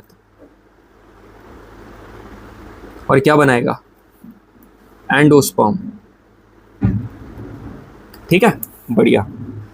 अब यहां पर देखो क्वेश्चन आया कि सर सिनर्जिड्स क्या है, सर ये तो बताया नहीं। अरे जो आपको ये नीचे एग अपैरेटस दिख रहा है, ठीक है, ये एग अपैरेटस ऊपर जो बने हैं ये एंटीपोडल्स है, ठीक है। जो आपको बीच में 2 दिख रहे हैं ये पोलर न्यूक्लियाई है, ये क्या है, एग सेल है, और ये जो 2 हैं ये क्या है, ये सिनर्जिड्स हैं। तो सिनर्जिड्स का काम क्या है, क्वेश्चन आ गया, फंक्शन ऑफ सिनर्जिड्स, इसका काम है पोलन ट्यूब को डायरेक्ट करना, ठीक है, पोलन ट्यूब को डायरेक्ट करना कि भाई आप यहां से ऊपर जाओ, ये सिनर्जिड्स का काम है, this is the work of synergids. ये जो आ रहे हैं ना, इसको बताना कि आप यहाँ से ऊपर, समझ में आया सभी को? बिल्कुल सर, समझ में आ गया। Which one of the following statement is correct? A seed is a ripened. Seed क्या है? एक ओव्यूल है। राइपन्ड ओव्यूल को हम लोग बोलते हैं। यहाँ पर मैंने बताया था ना, ओव्यूल राइप होकर क्या बनाता है? सीड बनाता है। ये देखो, ये ठीक है, ओव्यूल राइप होकर सीड बना रहा है। समझ में आया? यहाँ पर देखो, आप एक बार बताओ, जाइगोट के बाद एम्ब्रियो बनता है। पहली बात तो आप सभी को पता है, यहाँ पर भी बन रहा है और यहाँ पर भी बन रहा है। ये भी गलत, ये भी गलत। मगर याद रखना, सीड हमेशा आखिरी में बनती है। मैंने बैच के बच्चों को कंफ्यूज करा था, यहाँ पर कंफ्यूज हो गए थे सारे के सारे। एक बार मैंने ऊपर वाला लगा दिया था, एक बार नीचे वाला लगा दिया था। हमेशा याद रखना ये। अब ये प्रोसेस कैसी है सर, समझ में नहीं आया। अब एक बार में समझ लेना। The correct sequence of events during sexual reproduction in angiosperm. पहले होगा पॉलिनेशन। पॉलिनेशन का मतलब transfer of pollen grains from male part two the female part. फिर होगा फर्टिलाइजेशन। फर्टिलाइजेशन मतलब fusion of male gamete and female gamete. एकदम ब्रह्मास्त्र है ये, जहाँ से आपको सारी चीज़ें क्लियर होने वाली। फिर होगा जाइगोट, क्योंकि फर्टिलाइजेशन के बाद जाइगोट ही बनेगा ना। इस पूरी प्रोसेस को सिंगैमी कहा जाता है। फिर जाइगोट एम्ब्रियो बनाएगा, मतलब जाइगोट डेवलप होकर क्या बनाता है? Embryo with in the ovule, ovule के अंदर। फिर होता है सीड का डेवलपमेंट। सीड का डेवलपमेंट होगा और इवेंचुअली यहाँ पर फ्रूट बन जाएगा। ठीक है, अब यहाँ पर क्वेश्चन देखो, ओव्यूल से फ्रूट बनेगा क्या? सीड बनती सर। एम्ब्रियो से एग बनेगा क्या? गलत। ओवरी से फ्रूट, जाइगोट से एग। देखो, एग से जाइगोट, जाइगोट से एम्ब्रियो, ओव्यूल से सीड और ओवरी से फ्रूट, है ना? ओवरी से फ्रूट। तो हमने यहाँ पर क्या पढ़ा था? ओवरी राइप होकर फ्रूट बना रही है, ओवरी राइप होकर फ्रूट। जाइगोट आगे चल के एम्ब्रियो बनाता है, एग आगे चल के क्या बनाया? जाइगोट बनाया, और ओव्यूल ने सीड बनाई। ऑप्शन नंबर डी इसका। बस वो एक चीज ऊपर की, तो दो याद करना है, एक ये और एक ये, बस दो चीज। यहाँ पर क्वेश्चन है कि which one of the following is not a component of human male reproductive system? तो cervix is the correct answer. और इसी के मैं आप सभी को पार्ट बता दे रहा हूँ, सुनना यहाँ पर। So male reproductive system, listen to me carefully everyone. पहला है टेस्टिस। यहीं पर सारे इंपॉर्टेंट क्वेश्चन बता दे रहा हूँ। These are paired oval shaped male sex organs. They are consist of seminiferous tubules. Tube से मिलकर बने हुए स्पर्म्स यहाँ प्रोड्यूस होता है। जो मेल सेक्स हार्मोन है टेस्टोस्टेरोन, यहीं पर डेवलप होता है। और जितने भी चेंजेस आते हैं बॉयज में प्यूबर्टी के टाइम पर, वो काय की वजह से आता है? टेस्टोस्टेरोन की वजह से आता है। अब आता है स्क्रोटम। स्क्रोटम एक ऐसा पाउच है जिसमें टेस्टिस रहते हैं, which is present outside the abdominal cavity. क्योंकि यहाँ पर स्पर्म बनता है तो this requires a lower temperature than the normal body temperature. इसको कम टेम्परेचर की जरूरत है, इसलिए ये बाहर। वास डिफरेंस की बात करेंगे तो ये एक ट्यूब लाइक स्ट्रक्चर है which connect testis to the urethra in order to allow the passage of semen. ठीक है, अब बात करते हैं यूरेथ्रा। यूरेथ्रा क्या है? ये अभी क्वेश्चन आया था ना कि एक ऐसा common passage for both sperms and urine, इन दोनों के लिए कॉमन पैसेज वो क्या है? यूरेथ्रा। ये कभी भी it never carries both of them at the same time, कभी भी एक समय पर कैरी नहीं करता है साथ में, बट स्टिल दोनों के लिए सेम रास्ता है। फिर आता है prostate gland and seminal vesicle. भाई टेस्टिस ने तो बनाए थे स्पर्म्स, फिर वो सीमेन कैसे बन गया? पता है कैसे? उसमें कुछ न्यूट्रिएंट्स जुड़े, फिर बना सीमेन। और ये कहाँ पर जुड़े? Prostate gland and vesicle. तो fluid nutrient combine with sperm to found semen. तो मिल्क विस्कस फ्लूइड है जिसमें फ्रक्टस प्रोटीन वगैरह होता है, ये सब यही हुआ। अब penis which is external male genital organ that transfer sperm in the vagina of the female during copulation. मतलब कॉपुलेशन के टाइम पर क्या करता है? ये स्पर्म्स को ट्रांसफर करता है। Sperms which is the tiny motile bodies and use their long tail to move through the female reproductive tract. So which one of the following is not a part of the female reproductive system? Female reproductive system का part कौन सा नहीं है भाई? Urethra नहीं है, बाकी ये सारे हैं। अब यहाँ पर सुनो, कुछ जरूरी मैं आप सभी को बता रहा हूँ, ठीक है, ध्यान से सुनो। ओवरीज पेयर में पाए जाते हैं, ठीक है, और thousands of egg cell produce करते हैं और हार्मोन भी प्रोड्यूस करते हैं, ऑस्ट्रोजन, प्रोजेस्टेरॉन। अब ये जो फैलोपियन ट्यूब है इसको क्या कहा जाता है पता? Site of fertilization. याद कर लो, ठीक है, साइट ऑफ फर्टिलाइजेशन काफ़ी ज़रूरी है, आपके एग्जाम पॉइंट ऑफ व्यू से बहुत बहुत ज़्यादा ज़रूरी है। So it has a funnel shaped opening near ovary, it is the site of fertilization and these open into the uterus from both side. Uterus मतलब बॉम्ब, जहाँ पर ये ऐसा पूछेगा कि in which of the following part the growth and development of the foetus take place. ये foetus का growth and development होता है तो उसको बोलते हैं uterus. Cervix which is the lower most and narrower portion of the uterus, जो कि वजाइना में जाकर ओपन होता है। And vagina is that part that receives sperms and that serves as birth canal. ये भी क्वेश्चन है, ये बहुत इंपॉर्टेंट क्वेश्चन है इंडिया के पॉइंट ऑफ व्यू से कि what serve as birth canal, क्या वजाइना। दोनों इंपॉर्टेंट, याद रखना। अब कुछ जरूरी बात मैं आप सभी को बता रहा हूँ, सुनना। यहाँ पर मेल गैमीट का एंटर होना फीमेल जेनाइटल ट्रैक्ट में, इसको कॉप्यूलेशन कहा जाता है, ठीक है। और ये कहाँ पर, फैलोपियन ट्यूब में होता है। मोस्ट इंपॉर्टेंटली जो मेरे को बात बतानी थी वो क्या थी, ये सुनो। सिनगैमी भी हो गया यहाँ पर। अब जब ये एम्ब्रियो बना, एम्ब्रियो धीरे धीरे करके शिफ्ट हो जाता है in the soft lining of the uterus, uterus में जाकर शिफ्ट हो जाता है। The embedding of embryo in the thick lining of uterus, मतलब वहां पर जाकर एम्ब्रियो, ठीक है, एम्ब्रियो का यूट्रस में जाना, इसको क्या बोलते हैं, इम्प्लांटेशन। इसको बोलते हैं इम्प्लांटेशन। अब क्वेश्चन आता है विच one of the following is the mechanism of action of oral contraceptive pills, ठीक है। मतलब जो ओरल कॉन्ट्रासेप्टिव पिल्स हैं उसका सबसे इंपॉर्टेंट मैकेनिज्म कौन सा है, तो उसका है कि दे इनहिबिट रिलीज ऑफ एग। मतलब ये क्या करते हैं, एग को रिलीज होने से बचाते हैं, ठीक है। मारते भी नहीं है ना, किल भी नहीं करते हैं, जाइगोट को भी किल कैसे करेंगे यार, नहीं। ये क्या करते हैं, बस एग को रिलीज होने से बचाते हैं। ये सारे के सारे लिखे हुए हैं। इनको कॉन्ट्रासेप्टिव मेथड्स ऐसी मेथड्स हैं जो कि अनवांटेड प्रेगनेंसी से प्रोटेक्ट करती हैं। They are called birth control devices और कॉन्ट्रासेप्टिव्स, सारी लिखी हुई है यहाँ पर। Which of the contraceptive method prevents ovulation, मतलब ओव्यूलेशन ही नहीं होने देगा। तो ओव्यूलेशन जो नहीं होने देगा उसको बोलते हैं हार्मोनल। ये याद कर लो, which of the following is a natural method of contraception, ठीक है। कॉन्ट्रासेप्शन का जो नेचुरल मेथड कौन सा है इनमें से, कोइटस इंटरप्टस, ठीक है। Coitus interruptus is the natural method of contraception. बढ़िया। और आखिरी question, AIDS is caused by a virus. AIDS मतलब एक वायरस कॉज करता है जिसका जेनेटिक मटेरियल कैसे मिलकर बनता है, एक सिंगल स्टैंडर्ड सर्कुलर डीएनए, ठीक है। एक single standard circular DNA. Sir मगर आपने डिसीजेस नहीं बताए। आप सभी की स्क्रीन के सामने मैं प्रेजेंट कर देता हूँ, बता देता हूँ उसमें क्या क्या याद करना है। सीधे याद करने वाली चीज़ है। जिसने भी एंड मोमेंट पर नहीं पढ़ा है ना, सारे मत पढ़ने जाना। देखो यहाँ पर ऐसी इंपॉर्टेंट डिसीजेस जो कि बैक्टीरिया क्रिएट करता है, बैक्टीरिया कॉज करता है। पहला है टीबी, ठीक है। देखो जो इनके कॉजेटिव एजेंट है ना, इनको याद करने की जरूरत नहीं है। क्यों? क्योंकि इनके नाम से ही आप समझ जाओगे, ठीक है। अफेक्टेड ऑर्गन क्या याद करने की जरूरत है, आप थोड़ा रीड कर सकते हो। बाकी टीबी पता ही होता है, लंग्स को इम्पैक्ट करती है, ठीक है। फिर है typhoid, small intestine, cholera, pneumonia, ठीक है। डाइफ्थीरिया, प्लेग उतना इंपॉर्टेंट नहीं है। टेटनस, ठीक है, टेटनस पता होना चाहिए। फिर वोपिंग कफ, लेप्रोसी, ठीक है। फिर गोनोरिया, ये जितने भी हैं they are the example of bacterial disease. बस इतना याद कर लो, बैक्टीरियल डिसीज के एग्जाम्पल है।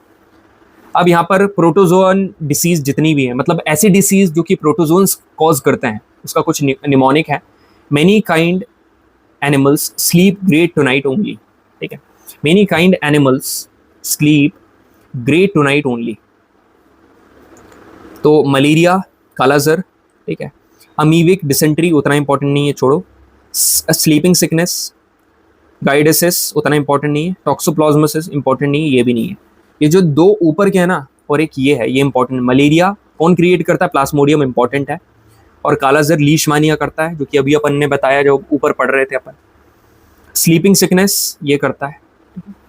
चलो अब यहाँ पर देखो वायरल के कौन कौन से है। वायरल के आप जूम करके देख लेना यार। वायरल के तो आप ऐसे याद कर लो कि common cold, influenza, polio, Meselson, mumps, rabies, chicken pox, small pox, ये ऐसे ही याद हो गए। डेंगू भी आपका क्या है, वायरल है। एड्स भी वायरल है, कोविड भी वायरल है। ये सारे के सारे क्या है, वायरल है।